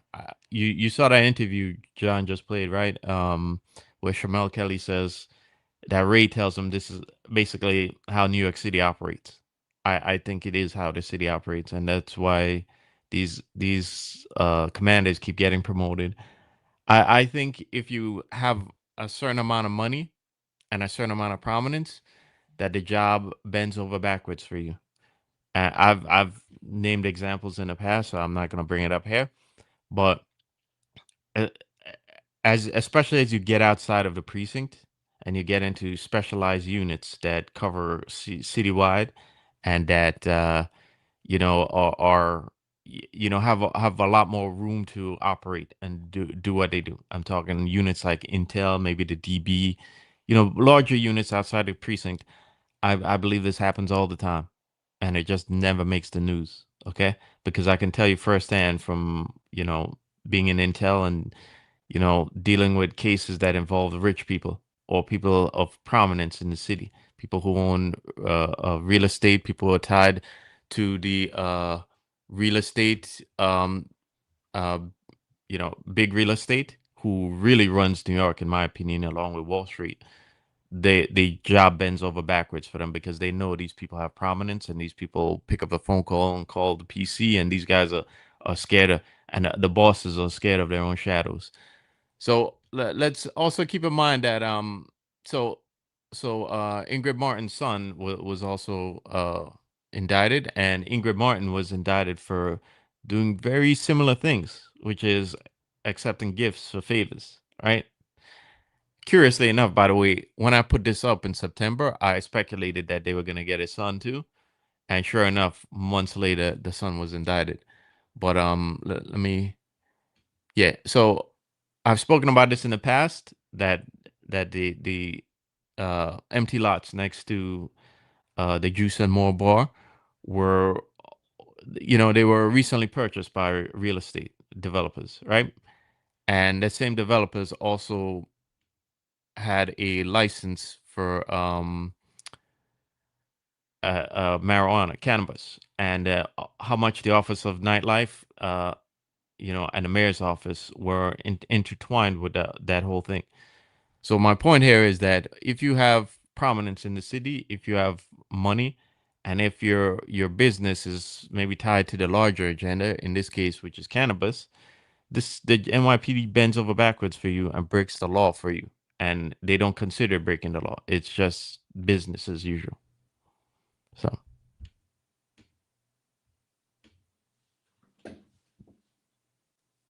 Yeah, sorry. And this is Ray Martin in his own words. He was on a podcast. I'll let you know the podcast after. I forget which one it was. But this is something Marlin actually found. So right upon Ray Martin being named. So this is Ray Martin in his own words. This is not the 1800s. So we had to take ownership that for whatever reason, there is violence that is associated and give this perception associated with Juve. So that killing ignited a group of us. I was always working very closely with the borough president Eric Adams. Again, I was his kind of liaison to the community in terms of hospitality and nightlife. I should say, Eric, Borough President Adams, has been really a true ambassador. One of the things that people don't realize that where I am now in the mayor's office, this was triggered by him. Yes, and when he was a senator, I was relentlessly, any Black elected officials can tell you, they know who Ray Martin is, and he's a pest. I believe that. He's a damn pest. Yo, shout out to Borough President Eric Adams. I had the honor of being one of the youngest people on his committee. So there's Ray Martin telling you his thing, and it was the preserving Caribbean culture in New York City, and the podcast was Jay Blessed. So that was a clip that Moreland had put out, and so there he is in his own words. So, but yeah, everything was on the up and up. It was just Shamel Kelly that they found they did that. They tried it and then they got caught.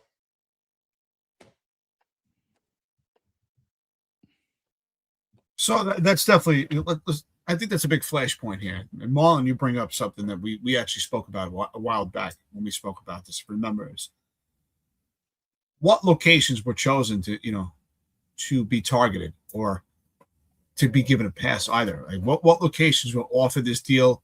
What locations, and I say deal, what locations were offered a deal of, hey, if you pay $2,500, you won't be the subject of any more complaints, and you won't be given any summonses. You'll be left alone. And I agree totally with Mike Marino. Mike, I think you're spot on. I think they targeted low-income communities. I think they targeted bars that were actually in areas that are probably struggling. And I also think they probably targeted bars where there were new entrepreneurs. And it seems to me, Shamel Kelly seems to be like a newer type entrepreneur. Basically, from what I read so far, he was not someone of vast experience. So maybe he didn't have all the licenses as accurate as they were supposed to be, or maybe he struggled getting a state liquor authority license. I don't know, but to me, those are things that I'm curious about. I definitely think that this thing is huge red flags. We sounded the alarm when this was happening in real time, and now here we are 3 years later, and it hasn't gone away yet. And I think the NYPD, the upper echelon, and the Eric Adams administration did a great job of playing magician and Houdini and making people believe that things will just go away. But things haven't gone away yet because we still remember. And this civil lawsuit right here is just another indication of how powerful the upper echelon is and what they do in response to lawsuits. Because there's no doubt about it. I think we all agree, and we've said it, this will definitely be settled, and this will never see a courtroom. There's just too many players involved here and too much to expose. So I don't think this will ever see a courtroom. The question is, how much will they pay? We've told you, a corrupt administration, just like Eric Adams' administration, cost the city millions. And this is just another tax-paying bill right here. Mon Samurai said it has gone away. No one's been convicted. So, obviously you could see how the feds operate. I'm not a huge fan of how they do it, but I don't know what they do in the inner workings. I was never a fed. We have probable cause. Let's go ahead and charge. When it comes to the New York City Police Department, they gather and spend forever, and then their case winds up falling apart years later. But I do think that you will going to see a lot more stuff coming out about this corruption in the future. I do think that, and it's going to be aimed around the New York City Police Department. I do, and I just think there's a lot of things that are going to come out in the next few months. I do, like I said, I believe that there is a person who's the police commissioner right now who is a billionaire heiress who has a large sway, not only with the federal government, but with how the media runs with things. And I think she will be resigning. It's, in my opinion, she will not be there next month. I know people are going to say I'm a troublemaker and I'm starting rumors. It's just what I believe. I could be wrong. If I'm wrong, you feel free to abuse me. It's just what I think. I think she will not be here any longer. And I think the minute she's gone, I think you're going to see a lot of stuff come out, not just about the New York City crime numbers, but they're going to go backwards on all this corruption and what happened. And it's going to be a real stain on the New York City Police Department. With that said, when we open up the corruption museum in NYPD, we're going to put it right next to the Mafia Museum in Vegas. I'm going to want that shirt in there. that Cuba Vera shirt to be framed in there because I Why think better? that shirt is fire right there. You know, I think right now, the one thing I know about cases with the feds, and I had gun cases that went with the feds, they have to be airtight and they're very thorough.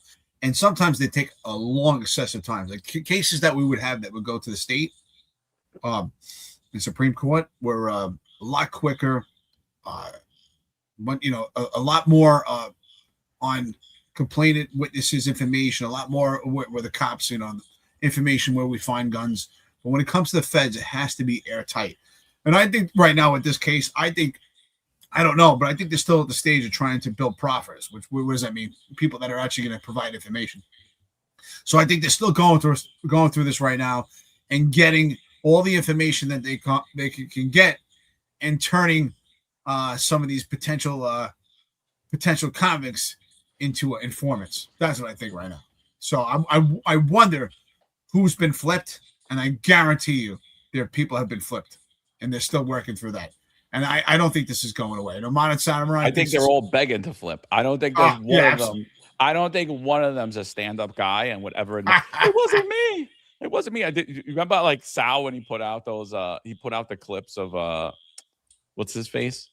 The little guy that Badgery brought back that they threw under the bus for signing Saraceno. Did you hear his geos? Oh yeah. It wasn't me. It wasn't me. It wasn't me. John Whiny Gotti little bitch. John Gotti told me to do it. It's hysterical. They're all of them, dude. They're spineless. They're not stand-up guys. But Modern Samurai said it went away. I don't think this is going away. You're absolutely right. I think that once Jessica Tisch is fleeced from the police department, it's all going to come back because they wanted to give the illusion that Jessica Tisch eradicated corruption within the police department. In fact, it's still there. It's just laying under a blanket. Yeah. I don't know. I think I'm a much more cynical view of things now. I think this still goes on in a city and in the police department. The only thing is, like I said before, the Eric Adams administration were amateurs, and this is a professionals game, and it happens. I think it still happens, but it's a lot more. They're more professional at it.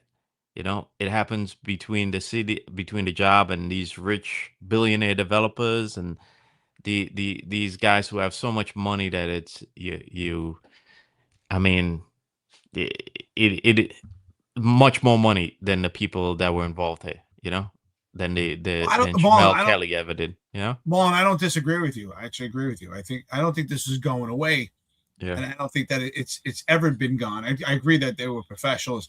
I think that the Eric Adams administration was they were amateurs because I think it was guys, these guys were from the hood, and this is the first time they saw power and money. That's what I think. Yeah. I agree with you. I wouldn't say that they were amateurs. I would just say that it was street level crime instead of white collar crime. Yeah. They were thugs. That's what I'm saying. They brought it back to like 1800s. I wouldn't say they were amateurs. I mean, like, again, the shit has been going on all very. They are slick. You got to give them that. Eric Adams is slick. And they all got pensions. They were all retired. They all got their good guy letters. They all got their guns. They're all doing media speaking events. They're all doing all these other. They got no shame. They're walking around there. So I wouldn't say that they were amateurs. Street thugs, yeah, absolutely. Oh, Juju says, "How's that not a racist thing to say?" Okay. So the Eric Adams administration was on the up and up. Because it's a fucking fact. That's why. If you want to look at the guys in the 60s, 70s, 80s, and early 90s that were Italian guys that were in the mafia and Irish guys, they were street thugs too. How's that not a racist thing to say? Oh, because they're not black? Oh, that's right. Because in today's day and age, we can't say anything about black and brown people. Well, guess what, Juju? This is fucking America, and I don't give a fuck who you are. If you're a skelled dirtbag from the street, doesn't matter if you're Italian, black, Spanish. I'm going to say you're a skelled dirtbag from the street. So it doesn't matter. You are a fucking pussy. You're not a skelled dirtbag from the street. You are nobody. You're a loser. You shouldn't even be a cop. And by the way, I have more respect for fucking criminals than I do for you, and I do for these fucking skells. Because at least they didn't try to put up a front and pretend like, oh, look at me. I'm a nice guy. I care about public safety. No. So go fuck yourself, Juju. Really. Here's Eric Adams immediately pressuring Caban to resign. I follow the law. I've been a police officer. I know how important it is to follow the law. That's what I do. I think the people are, if I've had someone around me that I believe violated their oath of office, they would not be in my office.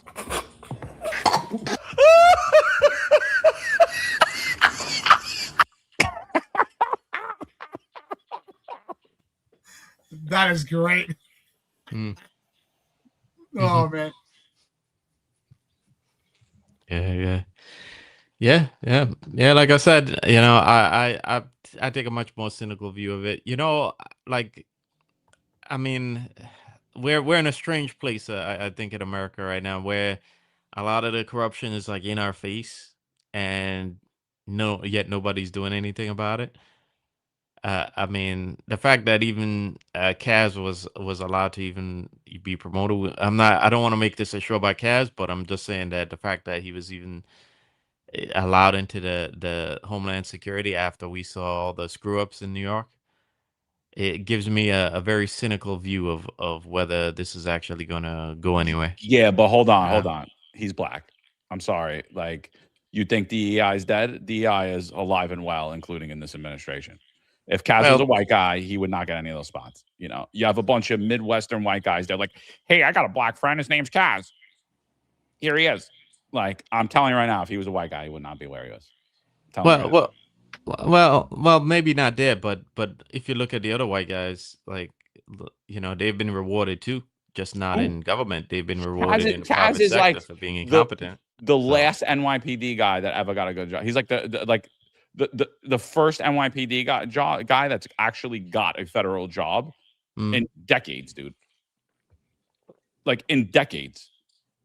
Like, where have any of these guys gone? Nowhere.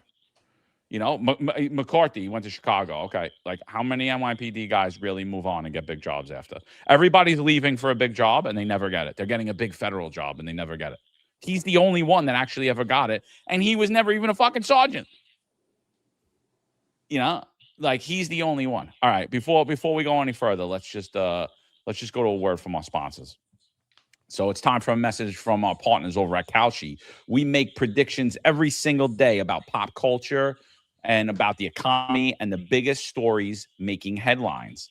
Kalshi is America's #1 predictions market platform. It lets you trade those predictions in a live market. Who will be the next New York City mayoral election winner? Right now, Dave Portnoy, becoming the New York City mayoral election winner, is currently trading at 2%, meaning a $100 trade would pay out $549. On Kalshi, you're trading against peers in a live market, meaning there's no house. And as the probability changes, you can buy in and out of your position. For a limited time, download the Kalshi app and use code FINEST to get $10 when you trade $10. KALSHI, Kalshi. Trade on anything. 18 plus only. Restrictions and eligibility requirements apply. Event contract trading involves risk and may not be suitable for all investors. Prices, values, and available markets may differ from those mentioned. For more information, see kalshi.com/regulatory.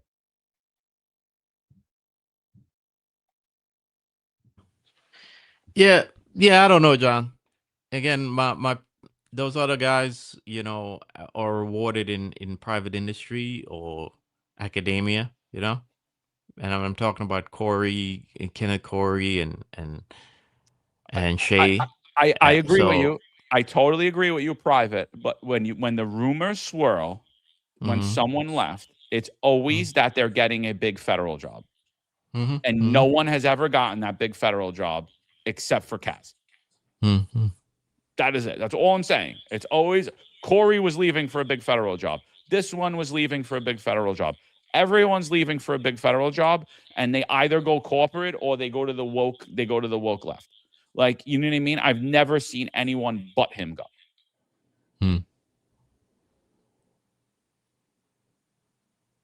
Yeah. I think that's a good point. I agree. I think that I haven't seen anyone get the pathway to federal other than Kaz. And even during my career, I remember numerous executives or upper echelon of the police department leaving, and you'd always hear the rumors that they got some big federal job lined up.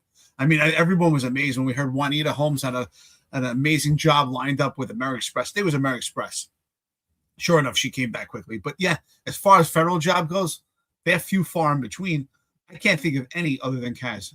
If anyone could think of one, let us know. But I think the only one I could think of in the last decade at least is Kaz. I can't think of anyone that had a federal job. Yeah, they get jobs as correspondents and consultants with private industry and media, but not federal.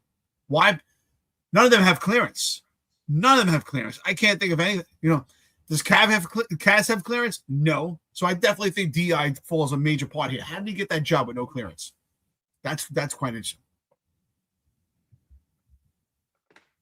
So, and so Shamel Kelly has now filed suit, $6 million. Again, people like, but nothing happened there. Well, remember what just happened recently, right? Female in the NYPD files a lawsuit against Jeremy Shublin. Nothing happens, right? Everybody's like, what the hell's going on? This girl's basically saying he attempted to rape her. Like, there's numerous crimes listed there. Nothing happens for nearly 16 months. The guy's full duty. There's doesn't appear that there's an investigation. We come to learn later on that not only was there an investigation, but it was given over to the Bronx DA's office, and they were just sitting on it doing nothing. And the lawsuit was in there for 16 months. The officer's attorney, John Scola, goes out in the media and basically requests the Department of Justice, can you please look at this? Like, what the hell's happening here? Like, my client is alleging numerous crimes. The NYPD hasn't done a damn thing. Like, what's going to happen? Next thing you know, Shublin's modified. Right after that, he's indicted and arrested. So, I mean, sometimes things work like this. Like we said often, the NYPD is reactive. They're not proactive, especially when it comes to corruption. They don't want the black eye.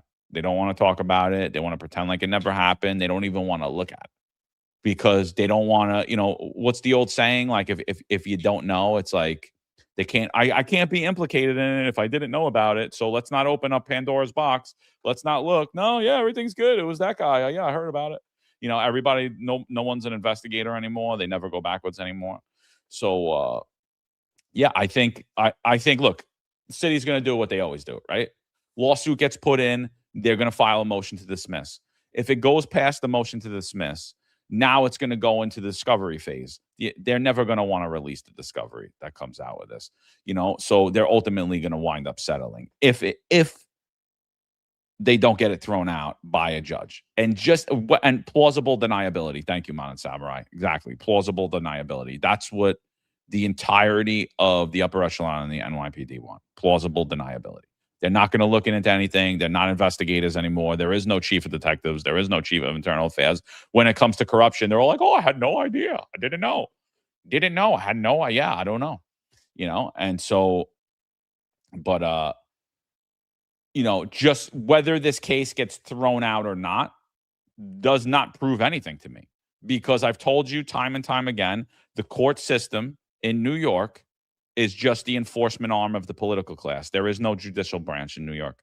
It is just a completely political enforcement arm. They the city lies and one lies and the other one swears. It's like the same thing. They're the same. It's the same people doing the same things. So the fact that they fired Ray Martin tells me everything that I need to know. And I also, and the fact that no other heads got chopped because of this tells me everything I need to know. So I'm not asking if there was corruption. I'm saying there absolutely was blatant corruption.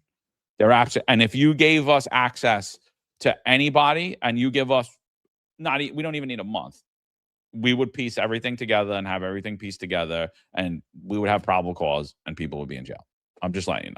Like, people would get arrested, and more than likely they'd get released on bail, unlike Omar Habib, who's sitting in Rikers waiting sentencing. Well, there's no doubt about it. I think that more people knew about this than people actually thought of how many people would know. Again, 301 is such a major issue that the police department at the time, remember, John, you and I and Marlon had spoke about this, but each precinct started to have, and to my knowledge, sergeants assigned to 301 calls, and they had to be ensured to have a certain response time. So how did this not come up?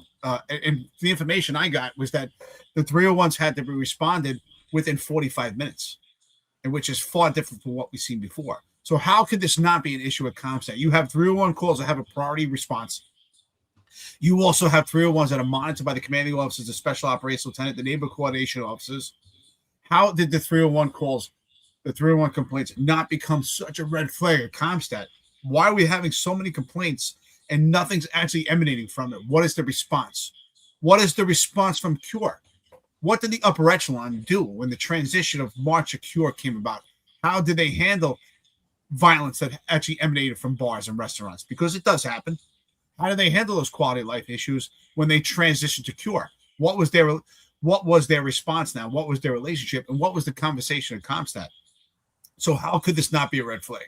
That's why I often said, ignorance is not bliss. And this idea of, what is it?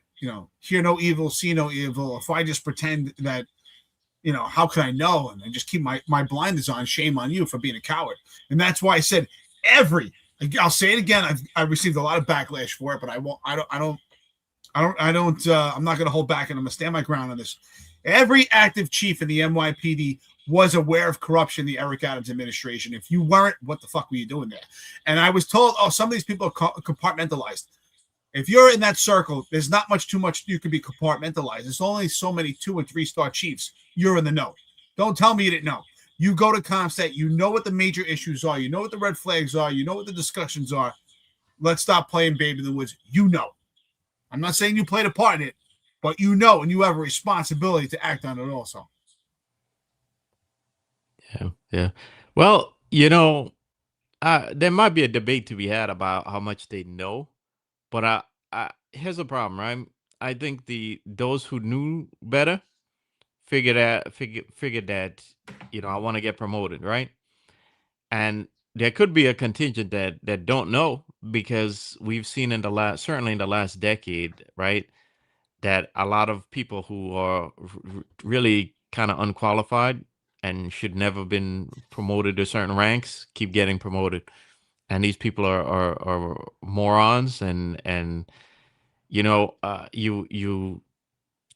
they're probably they're empty vessels who get there, and they get basically paint by numbers instructions on how to be a CO or commanding officer or a chief, and they'll just regurgitate what's been thrown in front of them, and not use any sort of common sense or think on their own, because again, they're kind of the last man standing, or they're tier 1 class of nepo babies and cronies, and that got them to their position. So being being intelligent and bringing innovative ideas and being an active cop weren't part of their career path.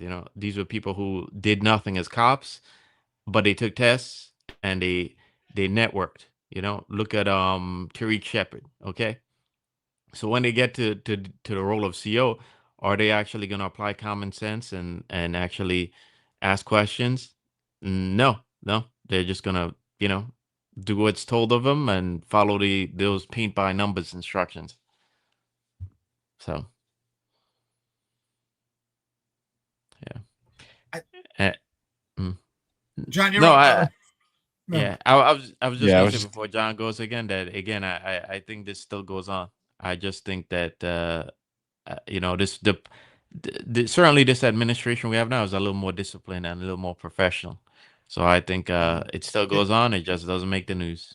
Yeah. Yeah, listen, I think it always went on, and Yeah. just think the Eric Adams.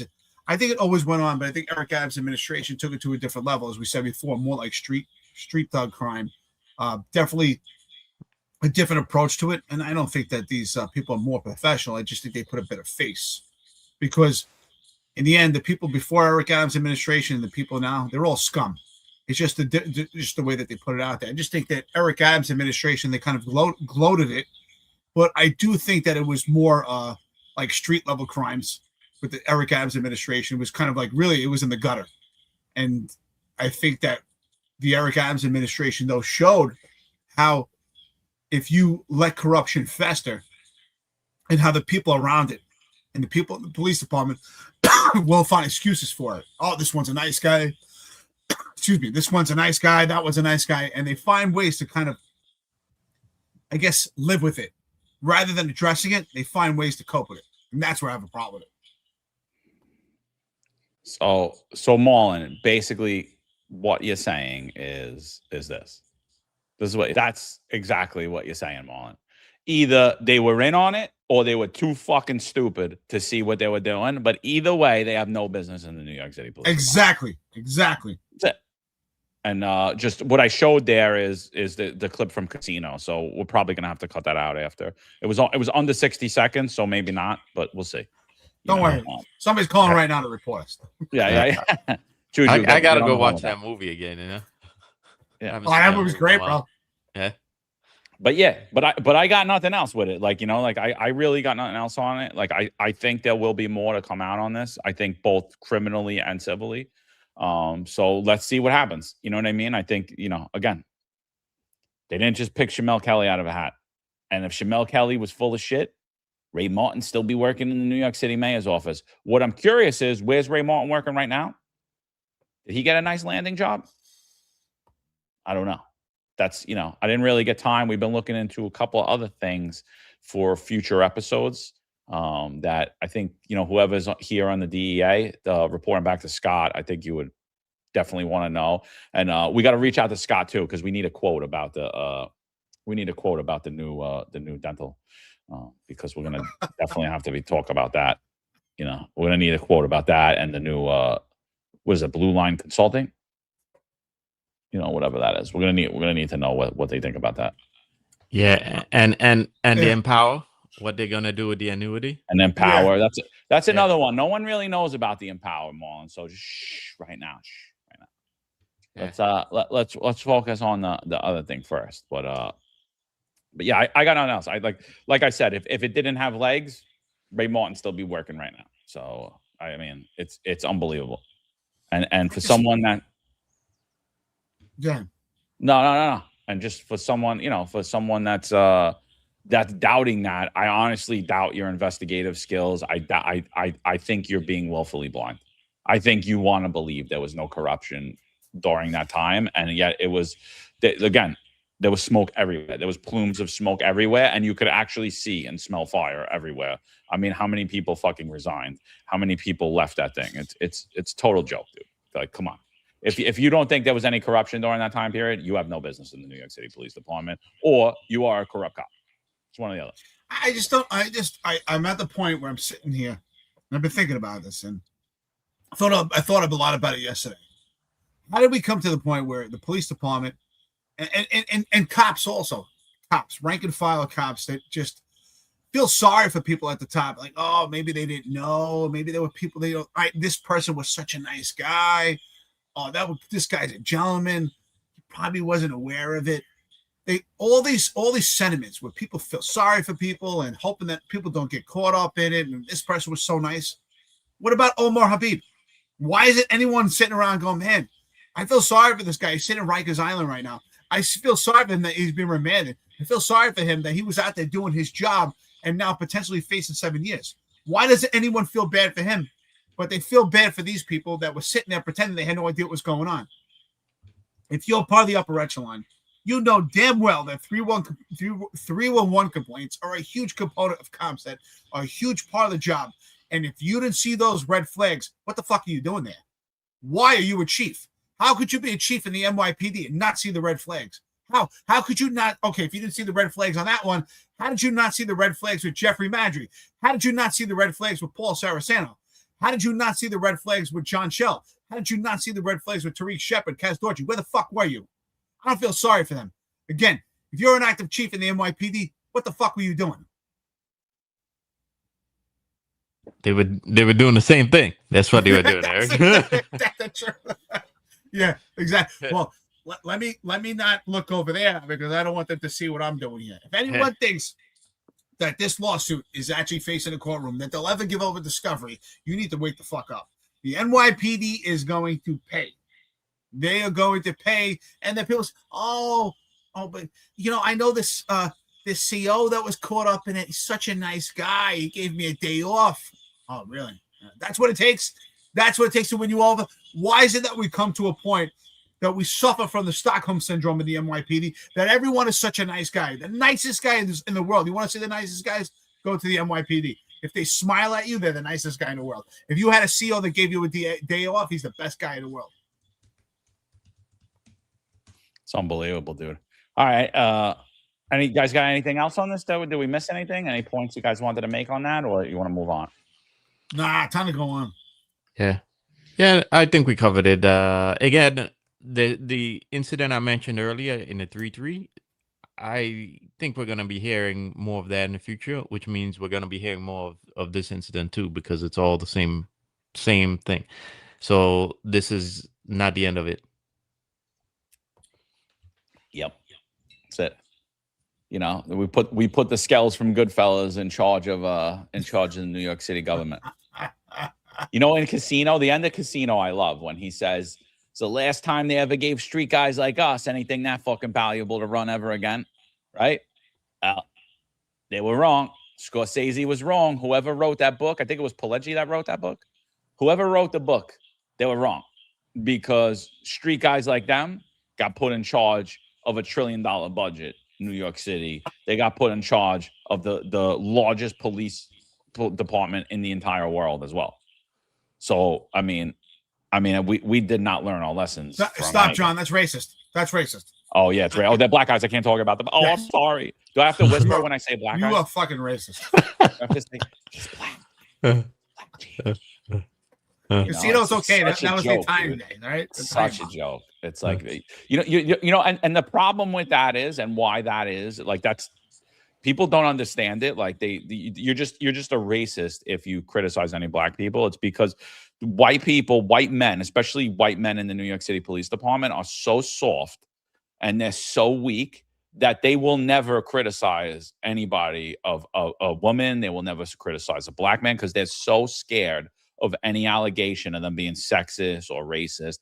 And that's happened throughout the country. It's happened through all the corporation. And I'm like, wait, so they could say anything they want about me. They could label me a white supremacist. They could tell me that my ancestors were rapists and pillagers. They could do anything they want. They could rip my life to shreds, and I can't call out blatant utter corruption. I can't call out blatant utter incompetence. I can't call out blatant utter bullshit. Yeah, no, not gonna work here. You, like I said, you must have worked with the soft white guys in your time in the New York City Police Department. Me and Eric are not them. You know what I mean? So sorry. You know, like, sorry, bro. You know, you got a dog, I got a dog. You can fight, I can fight. You can do John, gloves, if we ever have I can do gloves. if You the can box, if the crumb I can box. when the Crumbs movie comes out, we're gonna have an excerpt at the bottom of the movie. Be advised, we love all people. We love black people too. Yeah. We love everybody. Be advised, if this was Italian guys, the movie would be the same thing. They would just have a different skin tone. They would have olive skin, you know. Yeah, I don't have to walk around and say, "Oh, I had a black friend." Yeah. Here's my black friend, Kaz.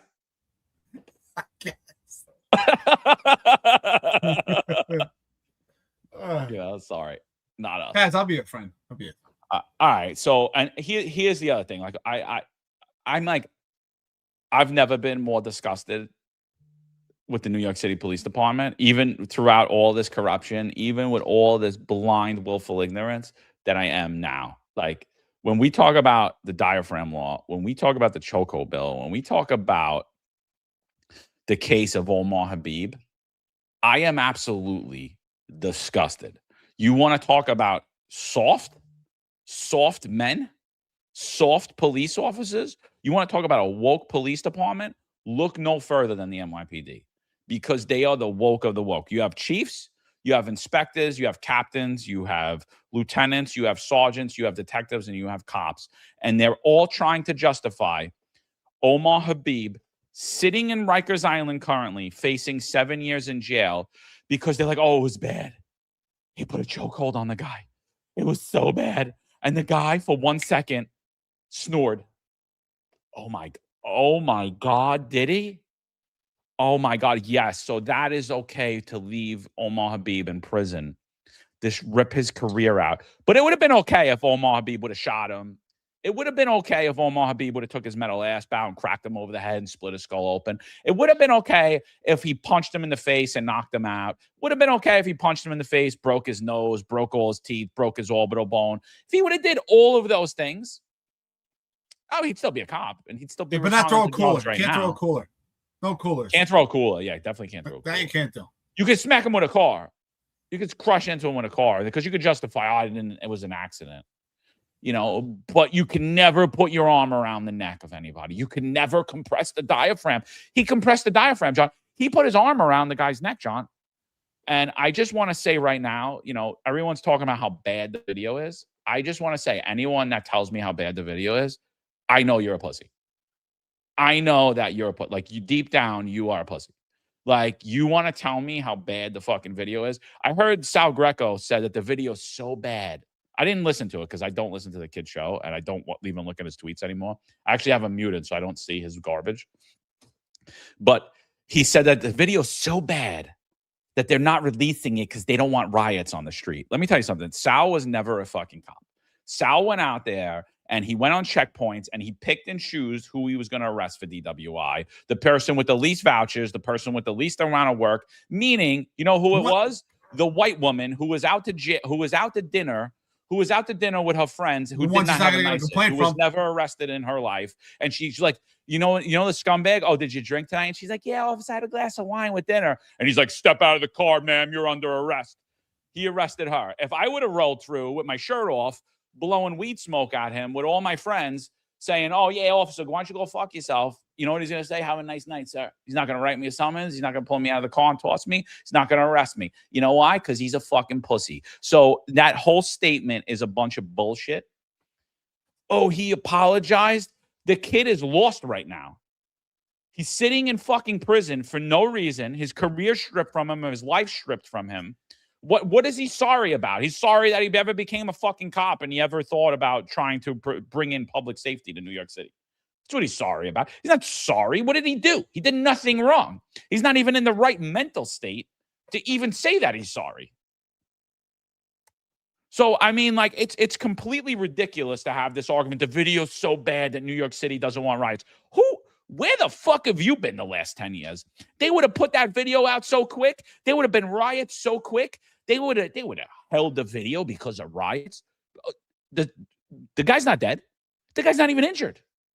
Because of riots, we have police videos every day of cops cold-clocking people, cops smacking people's heads into fucking fire escapes and into poles, into light poles and everything else. There are no fucking riots. What type of bullshit is that? You know what that is? That's you just trying to justify why this kid's sitting in jail and why you're a fucking pussy and you're not going to say a word about it. There is absolutely nothing wrong with performing a chokehold as a New York City police officer. Every fucking video that we show you going forward, we're going to show you how you guys violate the diaphragm law. And everyone, you didn't say a word about Omar Habib, I'm going to say that you should be in jail. I'm going to do the Sal Greco now and say, you know what? They violated diaphragm. They should be in jail. They should be sent in Rikers 7 months. And I'm going to do it going forward. And I don't give a fuck what anybody says. Because this is the rules that they want. This is the rules you want, dude. By the same judgment you measure somebody is by the same measure you will be judged. So you want to say, oh, okay, yeah, he put his arm around his neck. Oh, it's bad. Bad video. Okay. Sit in Rikers and face 7 years in jail. We don't care the guy wasn't hurt. We don't care what he did. We don't care that he resisted arrest. And that's not us, right? Because we're one sitting here telling you that you should be able to fucking choke somebody. You should be able to do head control, neck control, put pressure on the diaphragm. Any department that tells you that, any city that tells you that, and a police officer, you're a police officer and you're not pushing back at that, and you're not only not pushing back at it, you're justifying it, you have no fucking business in policing. I've said it numerous times on here. Those who will believe absurdities could commit atrocities. To sit there and say that you could properly effect arrest against a violently resisting perpetrator and not compress their diaphragm and not put your arm around their head or their neck is an absolute absurdity. Well, first of all, so I spoke to numerous cops and they're telling me, oh, it's bad. He put the guy to sleep. I said, yes, so. So actually what you're telling me So what people are telling me is that he put him to sleep. So what you're telling me is he did not violate. Let's say, for instance, let's play this game of pretend. You can't put your arm around someone's neck and cut off their airway. So I said, what you're telling me is he never cut off his airway. Because when you cut off someone's airway, it's actually, if I put a choke on someone, cut off their airway by putting pressure on their trachea, that's far more dangerous than what you're telling me. Because if someone goes to sleep, most likely it's what's called a blood choke. When you put a blood choke on the sides, you cut off the blood flow and the oxygen through the arteries, and the body goes to sleep very quickly within seconds. The brain shuts off just to protect you. It's a protective measure. I've actually went to sleep a few times during training. I've put people to sleep by accident in training. I've seen instructors go to sleep during training. It happens. It's a very normal response. But typically when that happens, it's a blood choke, not an airway choke. So he's being charged with obstructing his airway. And if, in fact, he put him to sleep, most likely, 99% chance, he did not obstruct his airway. And even if he did, and he put him to sleep, I don't have an issue with it. Why is this so obtuse? I think it's a lot more brutal that if you have to use brutal strikes because there's diaphragm law, or you can't put your arms around someone's neck because they're so large that you have to resort to brutal strikes to protect yourself or protect someone else. This is absolutely ridiculous. So what? He went to sleep. He didn't have an injury. It's a normal response. If what I want to know is, no one's telling me this, is what was Omar Habib faced with? Was he faced with a resisting perpetrator? What was he faced with? That's what I want to know. If the perpetrator resisted and he put a choke on him and he went to sleep, so what? He has no injuries. That's a lot more less invasive than punching someone in the face, than having to stomp their head or utilize your firearm. Then put them in a chokehold. It's very gentle, and they go to sleep and they wake up and they're in handcuffs. I have no issue with it at all. But if in fact he went to sleep, most likely it was a blood choke and he never violated this felony strangulation and never cut off his airway. That's an even bigger discussion. I think it's ridiculous, dude. I've been telling everybody, I'm like, some of my friends pay $150 to $300 a month to get that same thing done to them. They do the same thing in training every fucking day. They pay $300 a month. They go to jiu-jitsu gyms, and that same exact move happens to them. Eric, yeah, right? Eric travels the country and the world and pays money to go to these jiu-jitsu gyms. Yeah. Like, you want me to be outraged about this? Like, okay, he used a blood choke, he used an airway choke. The guy's fucking fine. There's nothing wrong with him. Like I said earlier, like, we should judge use of force by if the force is reasonable. Is the force reasonable, or is the force not reasonable? What we're doing because of this stupid local law 10181 that Hawk Newsom has took credit for drafting. What we're doing because of that is we're not looking at if the force was reasonable or not. We're saying, well, he used an illegal technique. That's how you want to be fucking judged in a dynamic situation? This is bigger than Omar Habib. This is so much bigger than the incident. And I guarantee you're silent now. It's going to be you, bro. It's going to be you. Nah, bro, I don't do chokeholds, Mo. I don't do it. You know what I mean? I'm still out here pulling steel. Nobody's going to turn their back on me. Yeah, guess what? You're going to be the guy sitting in Rikers Island all by yourself. No one on that fucking job, including that chief that said he'll always have your back, and the police commissioner that's always going to be there, and your unions that tell you you're a family and we always care about you. You're going to be sitting in Rikers Island with not a dollar in your fucking bank account. You're not even going to get that shit dental plan that Scott Morrell got you. You're not even going to have access to that. You're going to be sitting there. The only dental care you're going to get is inside of Rikers Island. And when you get out, you're not going to be able to work. Nobody's going to hire you. No one in the police department's going to fucking talk to you. And you're going to say, what happened? And you know what I'm going to tell you? I told you when the alligator started eating people, and you thought it was never going to eat you. But here it is. Yeah, I want to know. Like, when does it stop? Because I've been told, well, Sergeant Durant threw a cooler. I wouldn't throw a cooler. Omar Habib put his arm around his neck. I wouldn't put my arm around someone's neck. What's next? If someone deploys a strike and breaks someone's nose in a fight, I wouldn't break their nose. I wouldn't hit him in the nose. I wouldn't have to kick someone to fight with them. I wouldn't punch him in the head. I wouldn't do this. So what would you do? What would you do until it becomes you? As you said, the alligator or whatever metaphor you want to use. But how do you justify this to yourself? Because the reality is, I can tell you right now, and maybe we'll do this one day. Maybe we'll do a 3-hour episode. We'll come on, we'll introduce ourselves, and we'll put on videos for 3 hours of every cop violating the diaphragm law every day. Let's arrest every NYPD cop, because every NYPD cop is Omar Habib. You're telling me it can't be you? Every time you go out there and you're struggling with a resisting perpetrator, we could slow that video down and I could show you where you violated that diaphragm law. So every NYPD cop right now, you should be sitting with Omar Habib, because Omar Habib is you. Yeah. Totally ridiculous, dude. Totally ridiculous. I'll show a video. I'll show a video after Marlon goes. Like, you're gonna see. You're gonna see. Mikey G's like, what do I want cops to do? What do you think? I want you to speak up. I want you to use your voice. I want you to say that this law is bullshit. I want you to reach out to your union. I want you to donate to Omar's fund. I want you to call your city council person and say, how am I supposed to do my job? I challenge anybody, but I specifically challenge the public safety chair and Shiosei, right? Shiosei, he's deadlifting 500 pounds. I'll get on my knees. The only thing I'm allowed to do is flail my arms and push. I have to stay on my knees. There is no way that those two or any two cops could get me handcuffed without violating the diaphragm law or any aspect of the diaphragm law. They're going to have to compress my diaphragm, or they're going to have to put me in a choke. There is no way that you're going to get me cuffed on my knees, passively resisting, just doing this. You're not getting.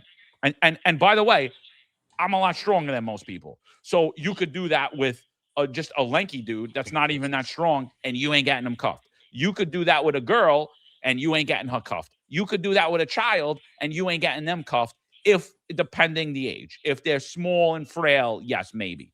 But a regular-sized human being, you're not getting them cuffed without violating an aspect of 10181. It's impossible. It is absolutely impossible. Well, you have people that have no idea what they're talking about. Now, Juju, I competed all over the world and all over the country. Juju puts friendly reminder, controlling arms isn't illegal.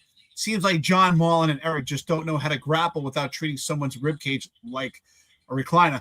I hate to tell you, Juju, but when you're grappling, and how do you pin someone? It's by their hips and their shoulders, not by their arms.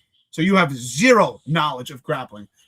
Any trained grappler will tell you the arms are the only way that you pin a joint is by pinning the joint before that.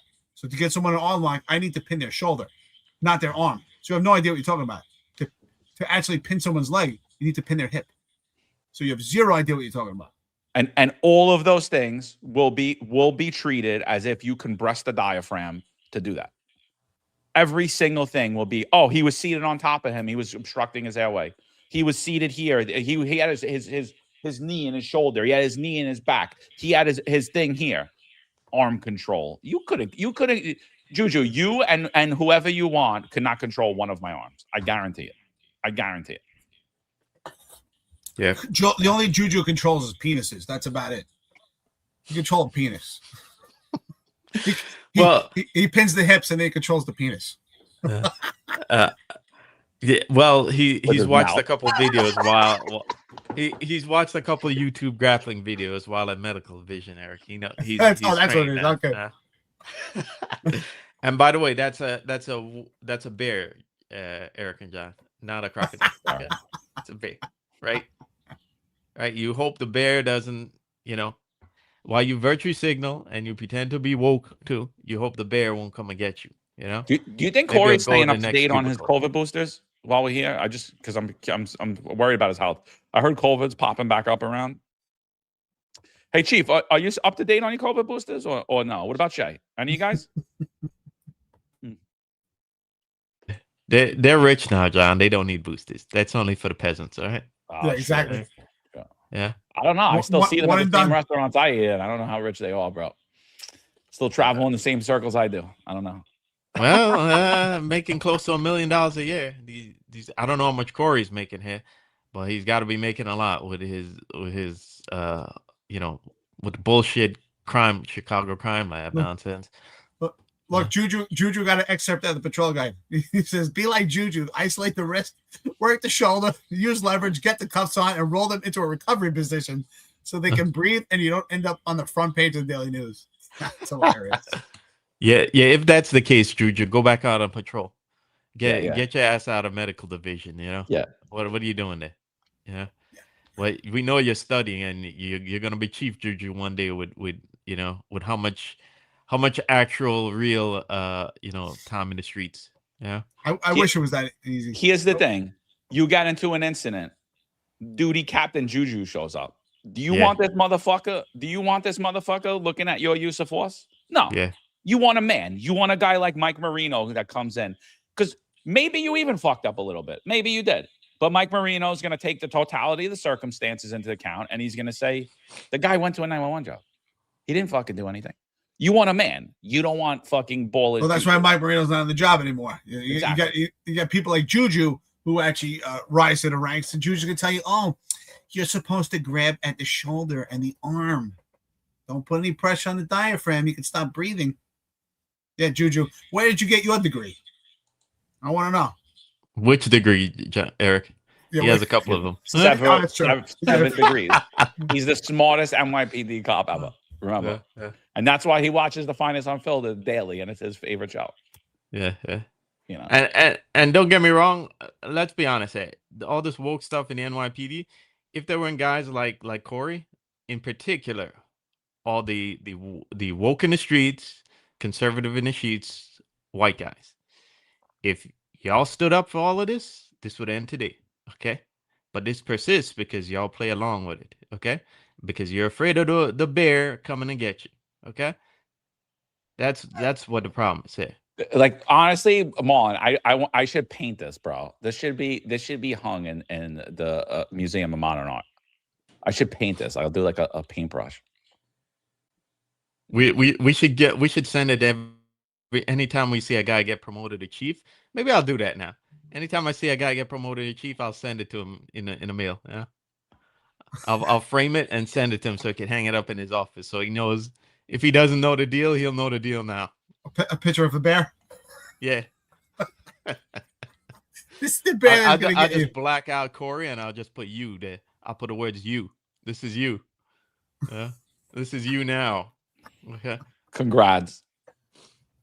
All right, so let's look at a use of force video. Let's look at the latest use of force video making its rounds. Sorry, John, I'm getting rid of it. Yeah, could you stop? Yeah, every time I press it, you press it. The bear's gonna get you. So let's look at a use of force video, right? Resisting arrest, female, right? Female. Juju could get her. What did Juju say? Get the wrist? What do we see right here? I see a right the wrist, arm. Isolate the shoulder. Oh yeah. Yep.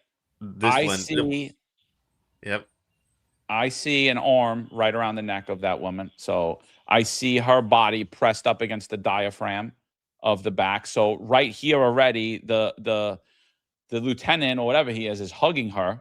So he's also compressing the diaphragm. So it's a female perp. So I already see violations of the diaphragm law, and we haven't even started the video. Good, cool. Because like I said, every video that we ever watch, you guys always violate the diaphragm law. You always violate every time. 181. So here we go again. We didn't even start the video, and you could see it clear as day that they're already violating the diaphragm law. So, and this is a small little female girl. Because you could tell because her foot is lifted off, and then I guess her other foot is kicking off the car, violently resisting arrest in a dynamic situation. When you see her friends right here clapping, let her go, let her go. And you see the crowds forming and you're being videotaped. But hey, this is the scenario you guys want. We can never violate the diaphragm law. So yeah, they the cops did are females. So I guess we should be locking these two up too, the lieutenant and the cop. Honestly, I guess they should be sitting in Rikers Island with Omar, I guess. So here we go. All the cops should be calling IAB right now and reporting them.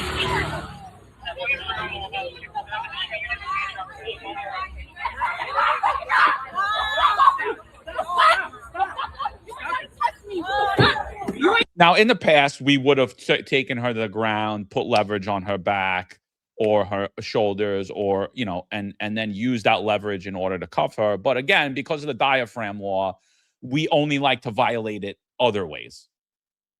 We don't like to do the ones that are effective, like using the diaphragm for leverage, right? We violated the standing position. So you have a grown man and a grown woman who can't get one woman cuffed. Okay. So now we are. Again, they compress her diaphragm here as well as the lieutenant hugs her gently, hoping that his gentle, warm touch will soothe her. You gotta push out of nowhere, like, who you doing that for? The fuck is wrong with you? Back up. The fuck? Let's get the fuck out of my neck. Hey! Boop. Boop. Uh-oh. What does that look like, Eric? Hold on. Call IAB. Call IAB. Someone call IAB right now. Violation of the chokehold. Oh, my God. Oh, my God. While the lieutenant gently hugs the female and has a cuff on her, you know, compressing the diaphragm. And so now her diaphragm's completely compressed up against the vehicle, with both officers compressing their body weight on top of her diaphragm while the female officer is placing the arm around the neck. Now, you know, normal police officers would say, what the fuck do you want them to do? But you guys are the woke NYPD who believe cops should go to jail for violating 10181. So here you go. I guess, according to NYPD standards, these two should be in jail. Yeah, she is putting her arm near her neck, according to untrained city council, untrained DA's offices, untrained upper echelon of the NYPD. That could be a choke. And the untrained rank and file, right? Right. I don't know why this video is released. It could cause riots. Look at him putting pressure on her back. Look at that. Oh, but you're not in the sitting position, laying down. I hope that you know what we're providing today, John? The Finest Unfiltered is providing training. We're letting you know not only in the kneeling down or in the prone position, you could be violating the diaphragm law, but in the standing position, you could be violating the diaphragm law. So you're welcome. But right now, there should be people in the NYPD calling internal affairs and letting them know that they just violated the law. Mikey G says, pull her hair pull her to the ground. Mikey, her hair will come right out. So it's probably not real, dude. So it's not an option. Thank you. Thank you for that. That's a racist comment. It's a true comment. Like, you know, oh, just pull them by the hair then if you can't do jiu-jitsu. Well, guess what? All these bitches got fucking fake hair, including the white girls. First of all, you know what I mean? They got fake hair, fake asses, fake eyelashes, fake nails. That's the stupidest thing I've ever heard. If you out. pull someone's hair, all it's going to do is cause pain. It doesn't necessarily control them. I never understood this idea of pain compliance. Pain doesn't necessarily mean control. It's the stupidest thing. This is what people who have no training say, pull their hair. I don't get it. It's going to cause her pain, but it's not necessarily going to put her in a position. You're going to pull her hair to get it to the ground so that you can get on top of her and violate the diaphragm law. That's what you mean. Yeah. So, and she's obviously too much woman for the lieutenant. You know, she's not too much woman for me, but for this lieutenant, she is. You know, because winter's coming, people, and you need a thick chick to get you, to get you through. So let's continue and see all the other ways they violate 10181. Let's go. She can't breathe. So she immediately gets away from it because she said she's on the neck. The lieutenant stops, gently caressing her, backs off, right? Even though, if you could see, his waistline is into her booty, compressing her diaphragm, her stomach onto the vehicle here. And now she is gently holding her shoulder because, again, there's no way to competently get someone to handcuff. Sure. John, tell me, and I want to know if you know or Marlon knows or any of our friends and listeners, tell me exactly where the diaphragm is. I don't know. Tell me. I want to know, is it from the neck to the stomach? Where is the diaphragm? Does anybody know? Well, just like the chokehold, it doesn't matter, Eric. As long as it looks like you're compressing the chest, the back, the stomach, then you're good. You compressed it. Same thing with a chokehold. It's a chokehold if you have your arm anywhere near their head or neck. You could have someone in a full headlock, and it's a chokehold today because they're all untrained. Nobody knows what the fuck they're talking about. But hey, this is the rules that you're under. So let's see. Let's see what happens here. Let's see how competently they're done. Is that a lieutenant or is that a captain? I can't tell. I'm just my hands on my back. What are you talking about? What the fuck? What am I getting arrested for though? Like, what am I getting arrested for? You're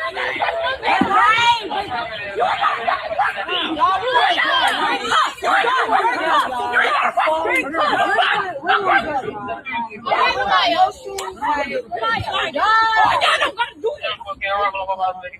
So after violating 10181, they do get her cuffed. They still can't control her because of 10181. The arm still continues to go up towards the head and neck because it's a natural response. And they have zero control of her as a result of this. And she's going absolutely insane. So guess what? Here's another example of the NYPD violating 10181. This was one female.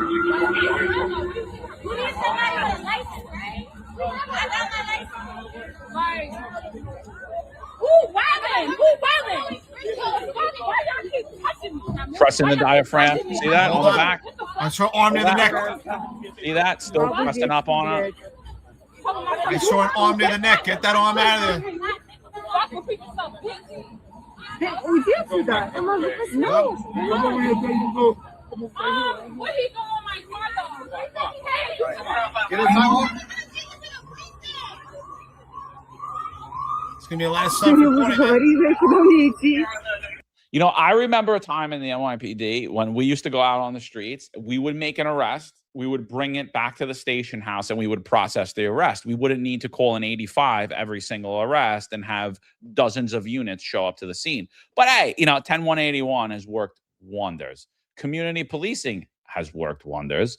You know, thank Bill Bratton, James O'Neill, Dermot Shea, Ed Caban, Keechon Sewell, every single police commissioner. Thank them all because this is the NYPD now. This is the state of policing. Thank New York City Council. Thank Governor Cuomo. Thank Governor Kathy Hochul. Let's thank Bill de Blasio. Let's thank Eric Adams. Let's thank Zohan Kwame Mami Mandani. Let's thank them all because this is what it looks like in policing today. Police have zero control over suspects. Police are the criminals. They tried to effect an arrest, but they actually became the criminal. They violated 10181. Rikers Island, 7 years in prison. Let's all forget about them and turn our backs on them now. Well, What? Go on. Sorry, you're right. No, I was just gonna say, why did they even struggle with her in the beginning? What happened to the taser? Now, don't get me wrong, taser is not gonna work all the time. Stop. Right? Stop with the taser. No, listen, bro. I'm not saying that it's gonna work. I'm saying I'm gonna use it, and when it don't work, I'm gonna go hands on, especially in a case like this. Okay, I'm saying that, you know, at least, I mean, back in the day, we never had tasers, okay? And when the boss showed up with a taser sometimes, and a shout out to he was then one of my bosses at the time, Sergeant Zelikov, he would show up with that taser, and he would pull it out, and guys, and you see the crowd would be backing up, and they knew what it was about, right? Now, don't get me wrong, the taser ain't gonna work all the time, but when he pulled that out, the crowd, we you know, the crowd knows what's up. Okay, so I'm saying cops now have the taser. Zelikov is a different breed, though. Of do you know Zelikov was my partner? Yeah, I remember you told me. All right. Yeah, he was. I always think of that when I see incidents like this, especially this boss not having his taser, because Zelikov would be brandishing that taser, and I always thought, damn, I wish I had a taser too, you know. And now cops all Zelikov was teetering even as a captain with Eric. He had a high level of CCRB complaints on his lawsuits against him, and I mean he wasn't wrong for using it and deploying it, you know, but like he did his job. And if you do your job in the NYPD today, you violate 10181 and you're going to be looked at as a brutal cop. Yeah. And he finished as a captain, so that's Captain Zelkov. Okay, guys. Did he finish at DI too? Nope, never got promoted. He had too many CCRBs. Yeah, of course, with his job, you know. Because, you know, during the riots in 2020, he was out there fighting with everybody, and he got a lot of CCRBs during that time frame as a captain. Yeah, of course. And he was one of my best bosses, okay, because he used to leave me and my partner alone. We got anything, we just pick up the phone, boss, we got so and so. All right, bring it in, guys. You know, easy peasy, you know. Oh, so you didn't have to call an 85 every pickup arrest you had? Wow, it's weird. Yeah. Different times back then. Yeah. I tell you, no, okay. You were talking, but no, I was just gonna finish up saying that. Listen, I'm not saying the taser is gonna work all the time, but what was the boss doing there? You know, pull out the damn taser, use it. It doesn't work. Fine, we're going hands on. Okay, that's all I'm saying. If But I he got a also tool, wouldn't I'm have going came to up use that tool. arresting anybody either that was violently resisting arrest. He wouldn't be like, oh, let me just hold you by the waist. I didn't like the taser, to tell you the truth, because I thought the taser was more of a show than anything. Because I personally never used the taser. I just didn't like it. But the reason why is I saw numerous times where people brought it to the scene, and for many people it was a great show, but there were a lot of people that kind of were numb to it and desensitized and it didn't faze them. They were such an emotional state and just, I think sometimes exacerbate the situation. And what happened was people believed it was such a magic wand that if I saw supervisors in the past fire the taser, and then the cops that were standing by didn't know what to do if they were struck. And they were kind of like handicapped and timid to now make the approach because are they going to get tasered or they didn't know what to do with. So I found that I wasn't a big fan of it. I think there is a need for it in certain cases. I'd rather just grapple the person, get them in control. But unfortunately, and that's why we say with the diaphragm law, you're not grappling. According to Juju, you grapple an arm. I'm sorry, you don't grapple an arm. In order to actually secure an arm, you have to secure a shoulder, a hip. So he has no idea what he's talking about. And I will say this. In every case where there is a physical confrontation, the diaphragm law is violated. In every case, unless the cop is going toe-to-toe with his adversary, and that doesn't happen because you're trying to get the person in cuffs, the diaphragm law is violated. Yeah. Look, I agree, Eric. I agree. I'm not saying the taser is the be all end all. I'm just saying that boss looked like he was afraid to really go hands on, you know. And a lot of times in the old days, we would just grab you out the car and throw you on the ground, and then we put force on your torso so we can get a hold of your arms, right? Right. You may not realize it, but you said exactly what it takes, right? In order to get someone in custody and control, in order to pin someone, right? You when you fight with someone on the ground, you're grappling, and many cops never even realize it because they weren't getting proper training. But in order to pin someone, you secure their hips or their shoulders, right? In an X formation, almost like a seatbelt, just like Daniel Pantaleo applied to Eric Garner, a seatbelt, right? You apply pressure to the hip and to the shoulder in an X formation. That's how you get someone pinned. So it's impossible to pin someone without that.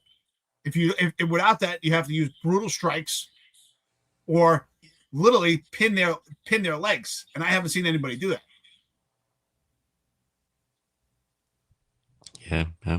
Yeah. I'm just saying, if it sucks, man. You know, it really does that the diaphragm law exists. That law really No, wait. Hold on, though. Big Hamza got a great point, Eric. All you got to do is take their legs out. No big deal. Really? Yeah, no big deal. That easy, huh? Oh, I can tell you this. I know how to do a double leg, but I practice it by myself, right? With a mat, hundreds, and I tell you hundreds of times, and I can still do it wrong. But here's the other thing. Even if they were awesome at the double leg, they're making themselves super vulnerable, right? They're making themselves super vulnerable. And then how do you cuff the guy after the double leg? You get up on top of him. Excellent point, John. You're on the diaphragm. Excellent point. Right? Like, oh, yeah, I took him to the ground. All right. Okay. So now his arms are here. You took his legs down. How are you getting control of the arms and getting cuffed? You're compressing the diaphragm. You're absolutely right. People say this shit all the time. The legs. Okay. All right. Good. The legs. And then think about this. You got Omar Habib in jail. I'm not playing this video because this video is brutal. I'm not playing this video. There's two videos from this same perp. This perp right here in the red hoodie, because, we don't want to put people in Rikers. We got to eliminate the amount of people in Rikers as long as they're not NYPD police officers who respond to a 911 call.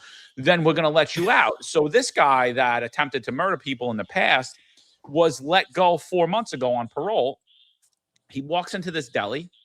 He shoots this woman that's standing right here for absolutely no reason. He shoots the two employees right here for absolutely no reason, murders them, robs the stuff, runs out. The next day, he goes into another deli and he does the same exact thing. He murders innocent people and robs a deli. And yeah, he's still wanted as far as I checked last night. I think he's still on the run as we speak. So he's out there violently running around the streets, and you have a cop onto a 911 job who attempted to control a resisting perpetrator sitting in his place in Rikers Island. Does anyone not see the fucking hypocrisy of this? They're letting fucking violent criminals run around. And if cops try to lock up those violent criminals, they're sending the cops to jail.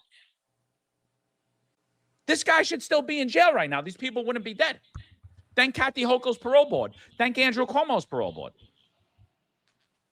Thank New York fucking City Council. And you got cops sitting here justifying that a cop is sitting in prison because he put his arm around someone's fucking neck? Like, it is ridiculous, dude. I'd like, please stop messaging me. Please stop texting. It is like, like, I don't know. I want to throw up. And there's so much more stuff that I want to say on here that I can't because I don't want to endanger anybody. But the shit that happened to Omar Habib, and it is going to come out and we all going to talk about it one day, is fucking disgusting. It's fucking disgusting. Yeah, you know, I agree. And the other thing I want to say is I just don't understand this idea of anytime a cop is in a pickle, instead of the cop saying, wait a minute, this could be me, I'm standing up for this guy, I'm going to fight for him, they turn their back on him. And they turn their back on Omar Habib, including the unions.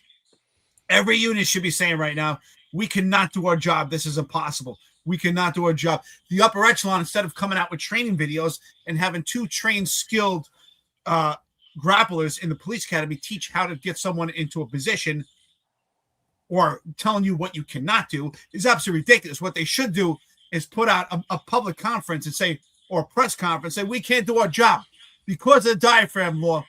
Our cops are committing a crime every time they arrest the perpetrator. We can't do our job. What the fuck you want us to do? But instead, the woke NYPD upper echelon navigate this stupid law, and the unions follow suit.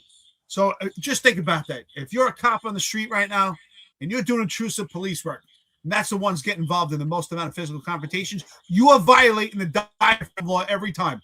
Every time. So Omar Habib is you and you are Omar Habib. Don't tell me, well, my perpetrator didn't fall asleep. I didn't put him in a chokehold. Really? Really? Until you do. Until you do. Yeah. Yeah. Don't play this video though, John. But this video, guys. No, I'm not. I'm absolutely not. I'm taking it down. I'm absolutely not. That video is brutal. Yeah, video is absolutely brutal, guys. That man that was standing at the deli gets shot and killed. Just for no reason. Going about his business, and a man gets killed. And that shit like that, when I see that video, that's the shit that makes me want to come back again. You know, it's just an innocent man just going about his daily life, and he gets killed, and it's all because of all the bullshit going on, and the people refusing to stand up and call out the bullshit. Okay, from the city, from the mayor down to the PC, down to the precinct commanders, down to the unions. You're all a bunch of pussies, and because you're a bunch of pussies, innocent people get killed. Okay, you throw people like Omar to the wolves. What you don't realize when there are cascading effects from all of that. Okay, you create a criminal first society where people like me, who are now civilians and who don't have any sort of protection, now I gotta wonder, I gotta be careful where I go in the city. Okay, all because you don't want to stand up for what's wrong, what's going wrong. Okay. You know, stuff like that just gets me angry, man. I often say, when you're a cop and you're in a pickle, you find yourself on an island alone by yourself. And that is so true, because Omar Habib is not only on an island, he's on Rikers Island. He's on Rikers Island, on an island by himself. Who's there visiting him? Are the unions going there constantly to visit him? Are there cops going there to visit him? No, cops won't go visit because you can't have criminal association, right? So you're worried about yourself. Every cop should be at Rikers Island right now saying, I want to see Omar Habib. I want to see myself. Look at Omar Habib and you're looking in the mirror, because he is you. Don't tell me that what he did is just so astronomical. If what he did is so bad, then he should be charged with attempted murder. That's what you're telling me. Tell me right now, what was Omar Habib faced with? What, because he put someone to sleep? So what? He didn't even cause any injury. So you tell me it would be far better if Omar Habib would have retracted his firearm and shot his adversary. That would have been better. That's what you're telling me. Think about it. Please wake up. Omar Habib is you. And if you don't think so, guess what? One day that, like John said, or whatever, or metaphor you want to use, that alligator is going to come for you. But then you're going to say, but I didn't throw a cooler. I didn't put my arm around someone's neck. I just punched someone in the nose. Oh, you should have done that. You're supposed to punch him in the cheek. And then next time, what is it? Oh, you should have punched someone in the ear because you could cause severe trauma to the eardrums. You should have punched someone in the neck because you could cut off their airway. So what are the cops supposed to do? Just shoot everybody? Yeah. Yeah. I see that comment from you, Constantine the Great. Constantine says, you mean liberal policies propelling the shit without consequences, without accountability, laws, powers. Constantine is absolutely right. But my point is that, you know, we know it's the liberal laws, but everybody knows it's the liberal laws. And yet the people who should be speaking out, the people who should be gatekeeping the city. Okay. I say this numerous times before. Administrations come and go, right? But the union will always be here, right? The unions don't speak up for you. They're not saying what's wrong with the city, right? The unions, remember, one of the reasons why the unions are gatekeepers of the city, because where the city goes is where your pension goes. Okay. So instead of speaking out about all these things, they silent as Omar is still sitting in jail. You know what? I mean, dude, it just frustrates me. You know that this keeps on happening over and over again, and nobody seems to be speaking up. And the unions, along with the police department, could mount a legal challenge against this law, and yet they aren't. Okay. And if the PD can, if legally, we can't do it through, you know, legal bureau, we can still do it to the police foundation. The police foundation could hire a law firm to go after to challenge this law, but they're not going to do it. We're concerned with all the other bullshit in the city, but we don't want to do what will actually have an impact on public safety. No, it's honestly, it's disgusting. You know, the enemy is at the gate here. You know, we waved a flag about this law for years, ever since it was put into place, both when we were active and now that we're retired.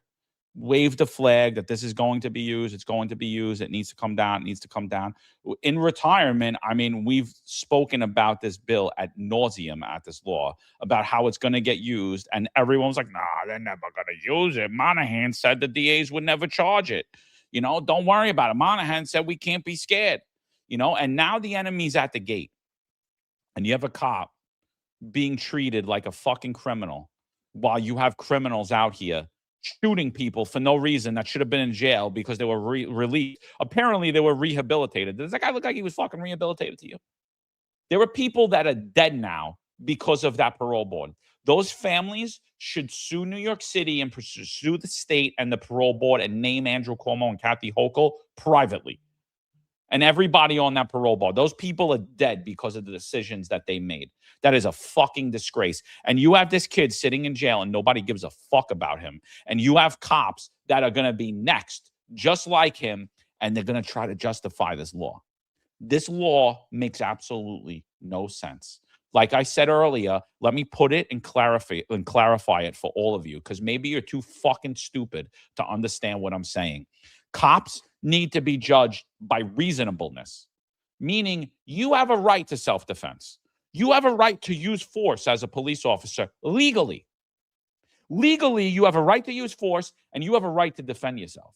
And anytime you're put in a situation where force must be deployed, whether it's because you're trying to effect an arrest or it's because of a self-defense scenario that arises either because you're attempting to effect an arrest and the person's violently resisting or they're attacking you, the totality of the circumstances needs to be taken into account.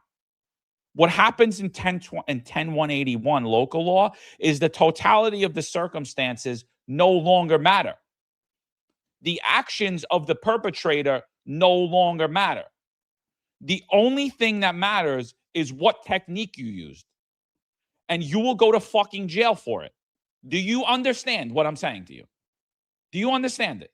Because your unions don't give a fuck because they're not going to jail, because they're not fighting with nobody. Because if anything happens in front of them, they're so fat and drunk and old and frail, the only thing they're going to do is call 911 or fucking run away. So they don't give a fuck about you. They could care less about you. And don't all you delegates get butthurt. I'm not talking about you. You're not in the union. You, like every other member of the service, are fucking left out in the dark and fed shit. You do not understand what's happening in your own union. And don't believe for 1 second that you do, because if you did, I guarantee you would not want to call yourself a member or a delegate. I guarantee it. I guarantee it. Or maybe you are one of the few that's going to try to go through the board, push against the system and make it. But I got news for you. The system's rigged. System's completely rigged. So, I mean, I don't know what else to say here. Like, I just got to say, everyone that's reached out to me, I think you're either fucking stupid or you're a pussy. Like, it's one or the other. Like, I don't know what it is here. I don't know what people aren't seeing here. But every time a perpetrator violently resists arrest, you guys violate 10181. They're just going to use it arbitrarily when they deem fit. When you arrest the wrong person, or you went in the wrong scenario, or you just got unlucky, you're going to jail, my friends. This is the fight right here, right now. You should not only be donating to Omar, you should be reaching out to the family. You should be reaching out to Omar. You should be going to visit Omar. That's what I said. That's what I said. You should be violating the criminal association bullshit policy that Sal Greco was terminated for, and you should go visit Omar Habib in Rikers Island. Omar Habib should be visited by 3,000 cops a day. That place should be flooded right now. Every one of you should go there. And I said, when you look at Omar Habib, you are looking at yourself in the mirror. If you're out there as a cop, if you're doing intrusive police work and you're fighting with perpetrators, you're violating the law every day and you're getting away with it. But Omar Habib didn't. He tripped on tripwire. Could it happen to you? Yeah. But some people will justify it. Many who I've spoken to, because the perpetrator went to sleep, because he actually applied a choke on him. Inadvertently or advertently, I don't think it matters. The point is, what was he faced with? That's what we haven't been told.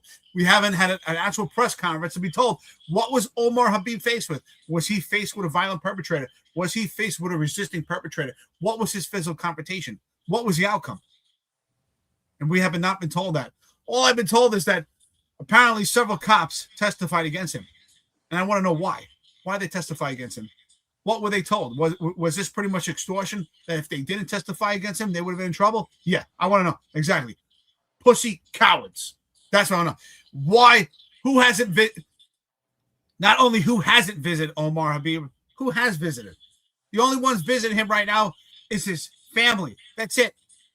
And so the NYPD is supposedly a family. But because Omar Habib is still breathing and he's alive, he's no longer a family member. He's been disowned. John, you've been disowned? Malone, you've been disowned? So have I. And so is Omar Habib. You're muted. You know, and don't violate the rules. You know, Chief says it here. You are not allowed to visit without permission that will never be given. Fuck that permission. Every cop that ever worked with him and every cop in his command should get an IAB log for showing up and visiting Omar Habib. You're not asking for permission. You're going. You could notify IAB, yeah, I'm going to visit Omar Habib, who's in jail wrongfully convicted for a law that makes absolutely no sense. I'm not asking, I'm telling. Put it on the union. What are you going to do for us? We're not allowed to go see one of our own that you left out there to get killed? Yeah, he's now a criminal. But who says he's a criminal? If you believe in that law, then he's a criminal. But I don't believe in that law. I think that law is bullshit. You should believe it's bullshit also. Where's the intent? Every law has a mental mindset culpable state. What was his culpable state? What was his intentions? His intentions was to place him under arrest. I didn't know that placing someone under arrest is a crime. But apparently it is if you're a New York City cop. So think about that. What John said earlier is absolutely right. So it doesn't matter the circumstance. It doesn't matter if a violent perpetrator tried to stab a cop in the back with a knife. If the cop applies a chokehold to save his own life, he now committed a crime. If someone tries to shoot you and you put pressure on their chest to get the firearm out of their pocket, you now commit a crime. Think about that. You know, and Frank brings it up here too. He says, I thought visiting those prisons is a corporal work of mercy. That's violating my religious liberties. And you know what, dude? That is exactly right, because that is what we are told in the Catholic faith that we must do. You know, my wife said to me the other day, she goes, you know, I was listening to this thing and I always think that you're out of your mind because everybody calls you to commiserate, right? Everybody calls you. They tell every bad thing that happens in the media. The family's reaching out to you. The cops are reaching out to you. And you listen to these people and you talk to them. She's like, and then I listened to the sermon and I'm like, oh my God, that's what we're all supposed to do as per our faith. And you're 100% right. That is exactly what we're doing. So denying anyone visit in prison is, if you are Catholic, that is a violation of your religious liberties. 1,000%. 1,000%. In matter of fact, somebody should put in a religious accommodation request for that. Let them fucking deny it and sue the balls off of those motherfuckers. Yeah. That's Leviticus. Yep. That one's okay. You could do the Old Testament. Leviticus 19:27, 100% approval rate. Anything else? Yeah, we'll see. 99.9, but anything about the COVID vaccine? No. It's okay. It's okay to have a beard. You just can't visit Omar. Yeah. Yeah. You know, someone put a comment here earlier that he got a lot of COs and XOs promoted for being such an active cop. Yeah, you're absolutely right. Where are those COs and XOs? Not one of them is going to visit him. Not one. Not one is going to visit, call, offer money to his family. Not one. Nolan, done. Nolan donates. I would have rather you go directly to them so that we don't have to pay the fees to YouTube and then pay the other fees. But it's good. I'll put up the rest. Don't worry about it. Donate. We'll put up the rest. Excuse me. John, please make a donation to the defense for NYPD. Thank you, Nolan. Officer Omar Habib. We already have, but we'll do more, and we'll put more on top of this. You see, when Nolan is not talking about Stephen Bishop Lee or Tommy Hot Dogs Kosnick, he's putting his mind to some good positive effort. Yo, thank you, brother. See, Nolan, you're a good man. Thank you, Nolan. All right. Just don't call me in the evening, Nolan. Get me like the afternoon, bro. All right. Not immediately following the show. All right. The evenings, I try to like decompress from all this bullshit. Yo, word to Nolan. I'm gonna call you back, brother. I've been busy, but I will call you. Call Eric and Emma. Yeah, I don't mind. And Tom, Joyce. I'm actually gonna come out. He likes to FaceTime, so I'm gonna pick up one day when I'm coming out of the shower. I hate FaceTime, dude. I'm like, yo, look. Put up the link again, brother.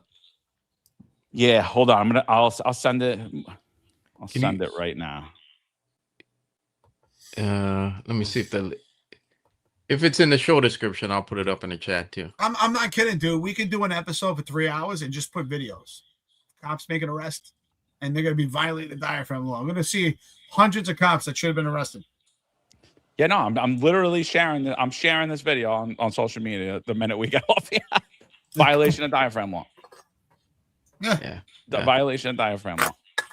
And look at this out of shape lieutenant or captain caressing this woman ever so gently, hoping that his gentle, warm touch will put her into compliance. He should be self-reporting because he didn't apply able training. He was supposed to stop that girl from putting her arm near the adversary's neck. Yeah, good point. Failed responsibility. I love how people told me they're afraid about New York City having riots. New York City loves chaos. And since when does the NYPD cower because something's going to turn into a riot? Maybe we forgot the George Floyd protest. I didn't see the NYPD holding back then. It was almost like they were embracing riots. What are we talking about here? Did you see that recent video of these kids invading the CVS store in Manhattan? No. I think it's maybe around Union Square. Yeah, they all just bum rushed the CVS and picked shit off the shelves and ran out. So these are things that have been happening in California for a while. Yeah. I think Chicago as well, but they mainly happen during the Summer of Love. But I think they may be on the way back too, especially with these teen takeovers. Yeah, absolutely. Spot on, brother. Do you have the video, Mo? I have it somewhere, but I have so much stuff that I don't know what the hell I did with it. Yeah, I'll try to find it. And then while we're on the religious stuff, I thought this was hysterical. A Massachusetts court shot down putting statues of Saint Michael and Saint Florian Saint Michael is the patron saint of police officers. He's God's warrior. You know, he defeated Satan, right? He was, I forget what he actually said to Satan. He said, I rebuke you. The only thing that he says, and I rebuke you, Satan. The only thing that, rebuke you, Satan. The only thing he says in the Bible. And the image is, you know, obviously Saint Michael stepping on the devil, right? Stepping on the devil heads. And Saint Florian is known as the patron saint of firefighters, right? For putting out fires, right? The fires of hell. And a Massachusetts court said that these statues cannot go in front of public buildings. And I just thought it was wild. And I think it was Italian Neighborhoods. They're a pretty good channel on Instagram. I had commented on there and I said, well, if it was a statue of Satan, the courts would have had no problem with it. And I completely agree with that. And it got so many comments, dude, that from people, like negative comments towards me. I was like, wow, man, evil is just out there in the world. Like, there's nothing wrong with putting statues of Baphomet everywhere, who is the trans demon. There's nothing wrong of putting Satan stuff everywhere, but we can't put two saints that firefighters and cops of all religions acknowledge. Like, I know Jewish cops that carry around things of Saint Michael. I know Muslim cops that carry things around Saint Michael, and I'm sure the same is true for firefighters when it comes to Saint Florian. So I don't understand any of this shit anymore. I just thought it was crazy. This is where we're at, and again, I'm going to say that we're losing the judicial branch in all of these states. They're just becoming an enforcement arm of the executive branch. There's supposed to be a separation, and there isn't. Yeah.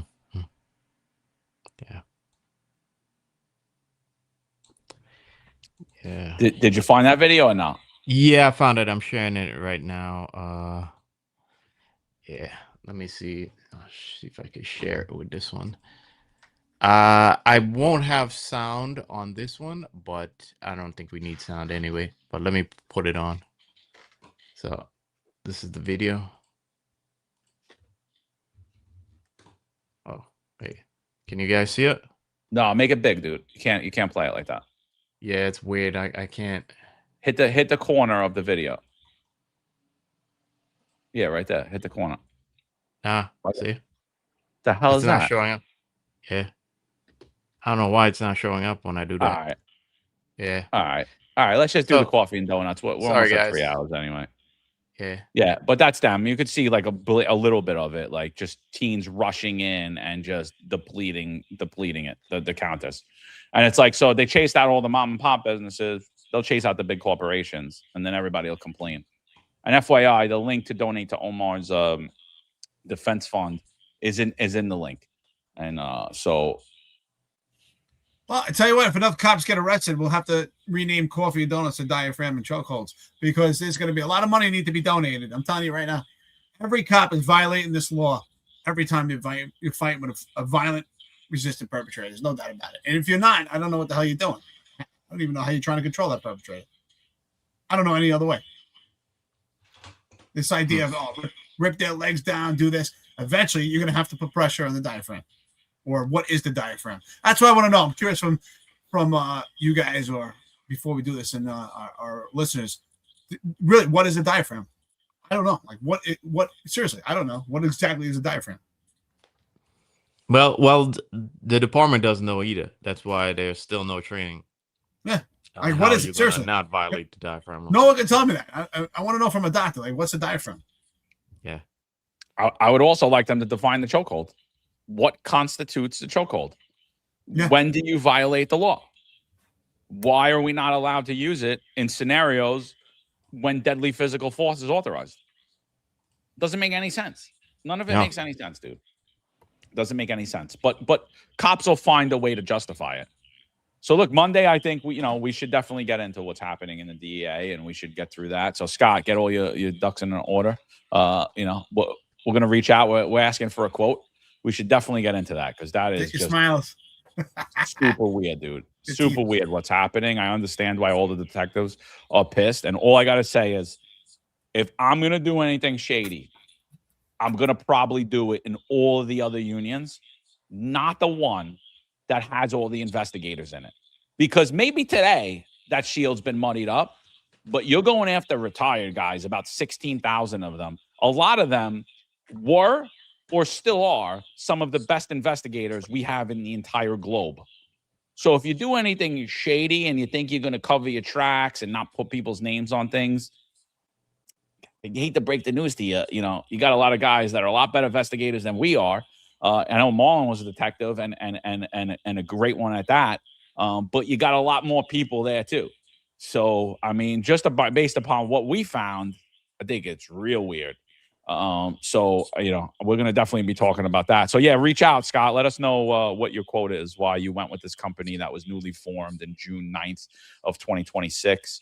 And let us know what your thoughts are on that, what's going on with the plan. You're actually welcome to come on and discuss it. Yeah, I think it's time everyone knows, you know, what the hell's going on, because everyone's reaching out, asking us to look into it. So we're going to have to talk about it. Yeah. Yeah, I'm looking forward to that one. I'm curious who you're speaking to, Scott. You know, who's planting ideas in your head? Yeah. And by the way, I considering what we've speculated may happen to the pension, just remember that there are a lot of angry retired detectives angry at the union right now. So imagine how much more angry they're going to be if shenanigans happens to their pensions. We're talking angry retired detectives who could find where you live, Scott, and imagine they show up in front of your house, okay? Because I think what's potentially going to happen here is going to get a lot of guys very, very, very pissed off, okay? And that goes to the rest of you unions too, okay? You do not want to. You want to be smart with what I think you're planning to do, okay? Be smart. So, but we'll talk about that all on Monday. So. Should be interesting. All right, let's do it. Coffee and donuts, baby. All right. Snake Plissken says New York's finest, retired and unfiltered, baby. Finest unfiltered, dude. Rocking out, you know. Thank you, brother. Thank you. Yeah, we love it. We love all the hate that we've been getting recently. We're losers. Go enjoy retirement. Leave us alone. Stop pretending you're still on the job. It's like, I love when people say get a life. Yeah. You say go enjoy your retirement, and now your retirement is coming under fire, right? Yeah. How could you go enjoy your retirement now? What? Yeah, absolutely. Absolutely. So, yeah, Nolan, 100% will be sending this right over to the defense fund. We appreciate you, brother. All right. Even though, you know, he made a lot of weird videos about me, but they're all hysterical. So I suggest you and Nolan everyone... are like in a volatile relationship. Like one day you guys love each other. One day it's hilarious. Nolan, to be fair, I muted you because you are super annoying. So like, I don't see all of them, but like people send it to me. So I'll see it that way. Some of them are funny shit. Like, so, you know, because, you know, but for those of you, go over to Nolan's X account and check out the videos he made about me. They're weird.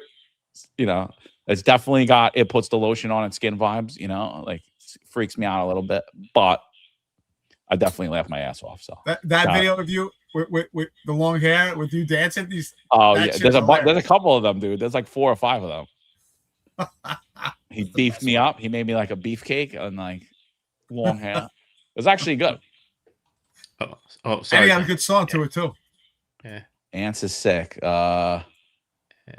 What's the beef with Sal? No beef. He's just a phony, dude. That's it. There's no beef, you know. He's the mouthpiece for the Guardians Association and for Eric Sanders' law firm. I mean, if anyone can't see that, don't consider yourself a good investigator or a good cop. Like, I mean, like, it's blatantly obvious what's happening, you know.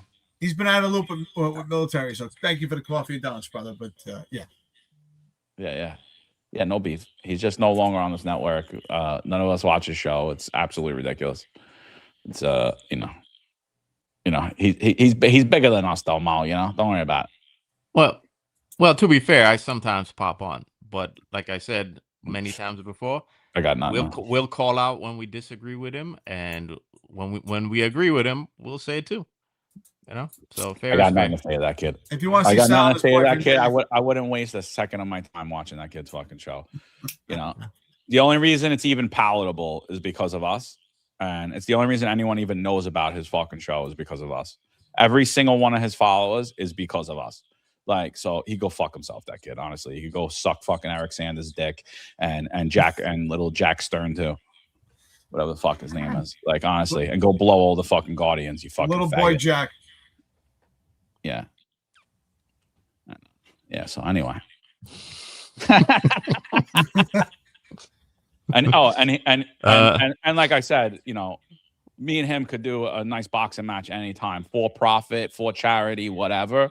But he's a fucking pussy. He'll never do it because as much as he calls me a midget, I would fucking wreck him in a second. So, and he knows it. So, yeah, all right. That's enough free advertising. Hey, all right, Tom. sorry. All right, enough free I'm just advertising. saying.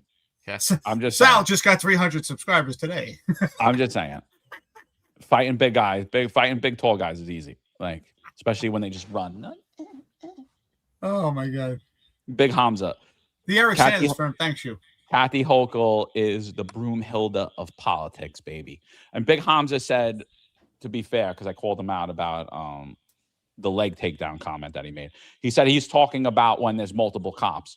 But Hamza, it doesn't matter if there's multiple cops. At some point, you have to violate 10 or whatever the hell. I can't remember. 10-181. 10-181. Like, at some point, you're going to hit the diaphragm or you're going to hit the neck. At some point, you got to manipulate it. Even if it's for a split second, you do it. At some point, it happens. It doesn't matter. Like, I watch these arrests. There's like 15 people around. They look like idiots.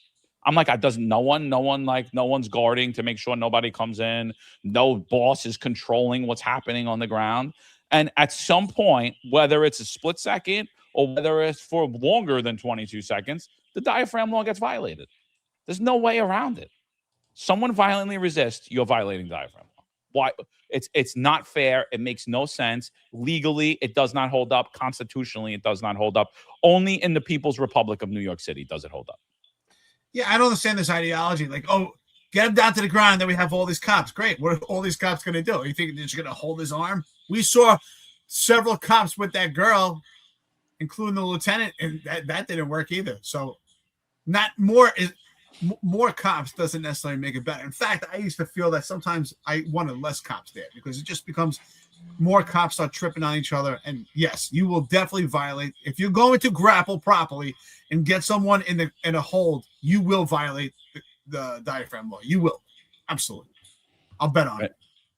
And the other thing I just want to say is, you know, because we've been getting a lot all yesterday and today, and even while we're on right now, we are aware of an allegation that there is a cop who was found in a crack house with his body decomposing, and that the command thought he was on vacation, even though he had no 28s in, and he was found with his gun belt on in the crack house, dead, looking possibly like he OD'd.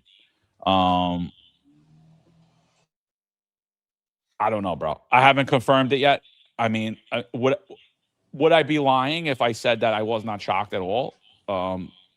No, because I would not be shocked at all if, in fact, that is the truth. But we just don't know it to be accurate at this moment in time.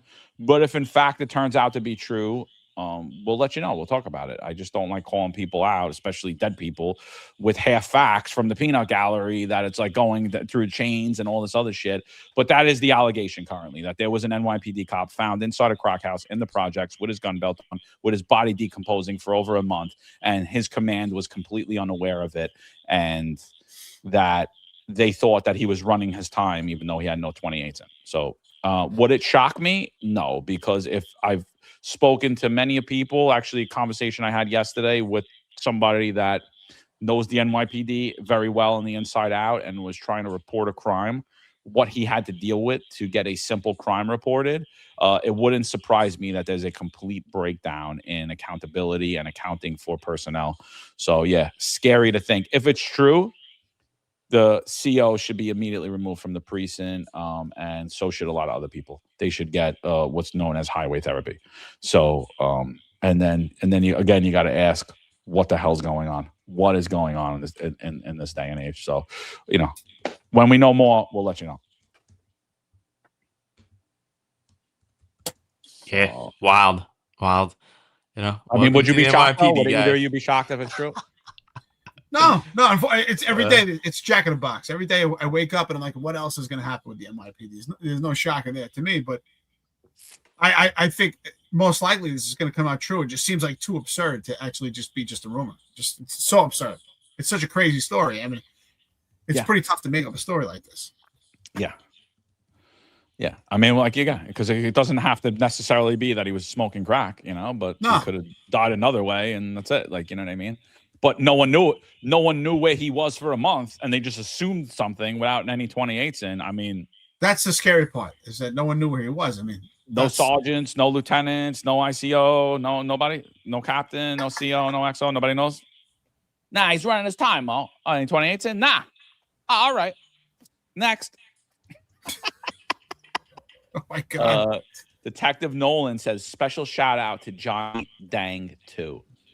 I don't know. Yeah, they had a little love affair today. They got a bromance going on. Yeah, there's a lot of bromances in the chat today. It's good.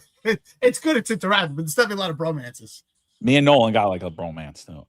You guys have one day you guys are definitely like you guys have like makeup sex. I mean, one day you guys are angry and reunited and it feels so good. That's what we're gonna play, me and Nolan. I'm gonna come to Staten Island. We're gonna have coffee. We're gonna play oldies. Apparently they want us to go to a strip club with Nolan. So I don't do strip clubs. Yeah, it's a waste of money. There's plenty of girls out here that'll dance on your lap for free. No need to go to a strip club. The girl that got arrested, I'll go hang out with. I'd rather. They look like a couple of strippers. I don't gotta pay no money. Buy a drink, no big deal. Finest 25. Present for duty. Thank you for another solid week of shows.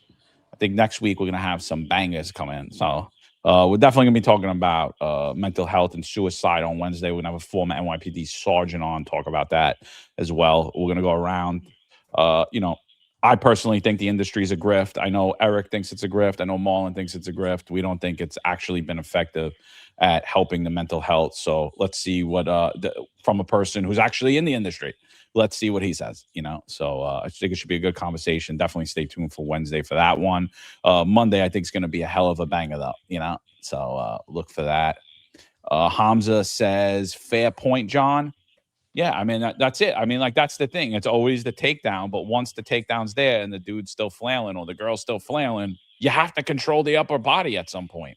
And like Eric is probably the most skilled of all of us. And he's even telling you that he can't do it. You know what I mean? Like, no, you can't do it without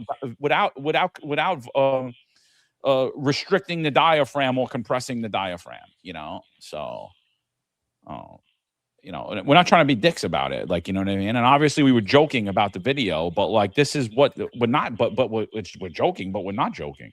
We're being facetious because like, that's what it is. Like, if Omar Habib's in jail, then all of you guys belong in jail. And for what? Yeah. And for what? Yeah. You're just one opportunistic ADA away from being like Omar Habib. And that's the point. Exactly.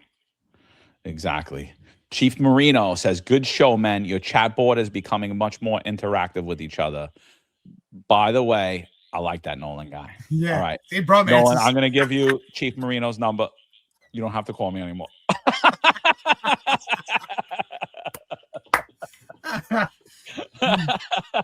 You know what? That's a good idea. If someone bothers me, I'm going to tell Nolan, can you start calling this person for me? That's it, baby. All right. Yeah, I think that's it. We got another 126 comments during that time. So I don't know. Juju said he's gonna hit us up on Grindr. We know you're on Grindr, Juju. Don't worry about it. I'm 2 feet away. Yeah. He's like, ooh, you're gonna be in Queens at that little bar. Listen, 3 hours and almost 10 minutes into it. Thank you, everyone. Like, share, and subscribe. The chat is definitely interactive. Bromances and stuff. We love it. We appreciate trolls. We love you too. If you're new to the channel, like, share, and subscribe. We're here Monday, Wednesday, and Friday live. Check out Executive Perspective. Also, they're here live Wednesday nights, 17:05. And so thank you, everyone. Monday's going to be another good show. So we'll see you then. Appreciate it. Yeah, guys, thank you for joining us. You know, we always appreciate you. We appreciate the lively conversation we had today in the chat, and we thank you for spending your mornings with us. We'll see you on Monday, and so have a great day, and have a great weekend as well. And if you're on patrol, stay safe and stay alert. It's Unfiltered, baby. There's a handful of retired officers that don't live in the state that have a lot to say about the dream team, as I like to call it. All of a sudden, they retire and have a master plan on how to fight crime, but nothing to contribute when they were here. They want to come back and be part of the dream team. What can I say?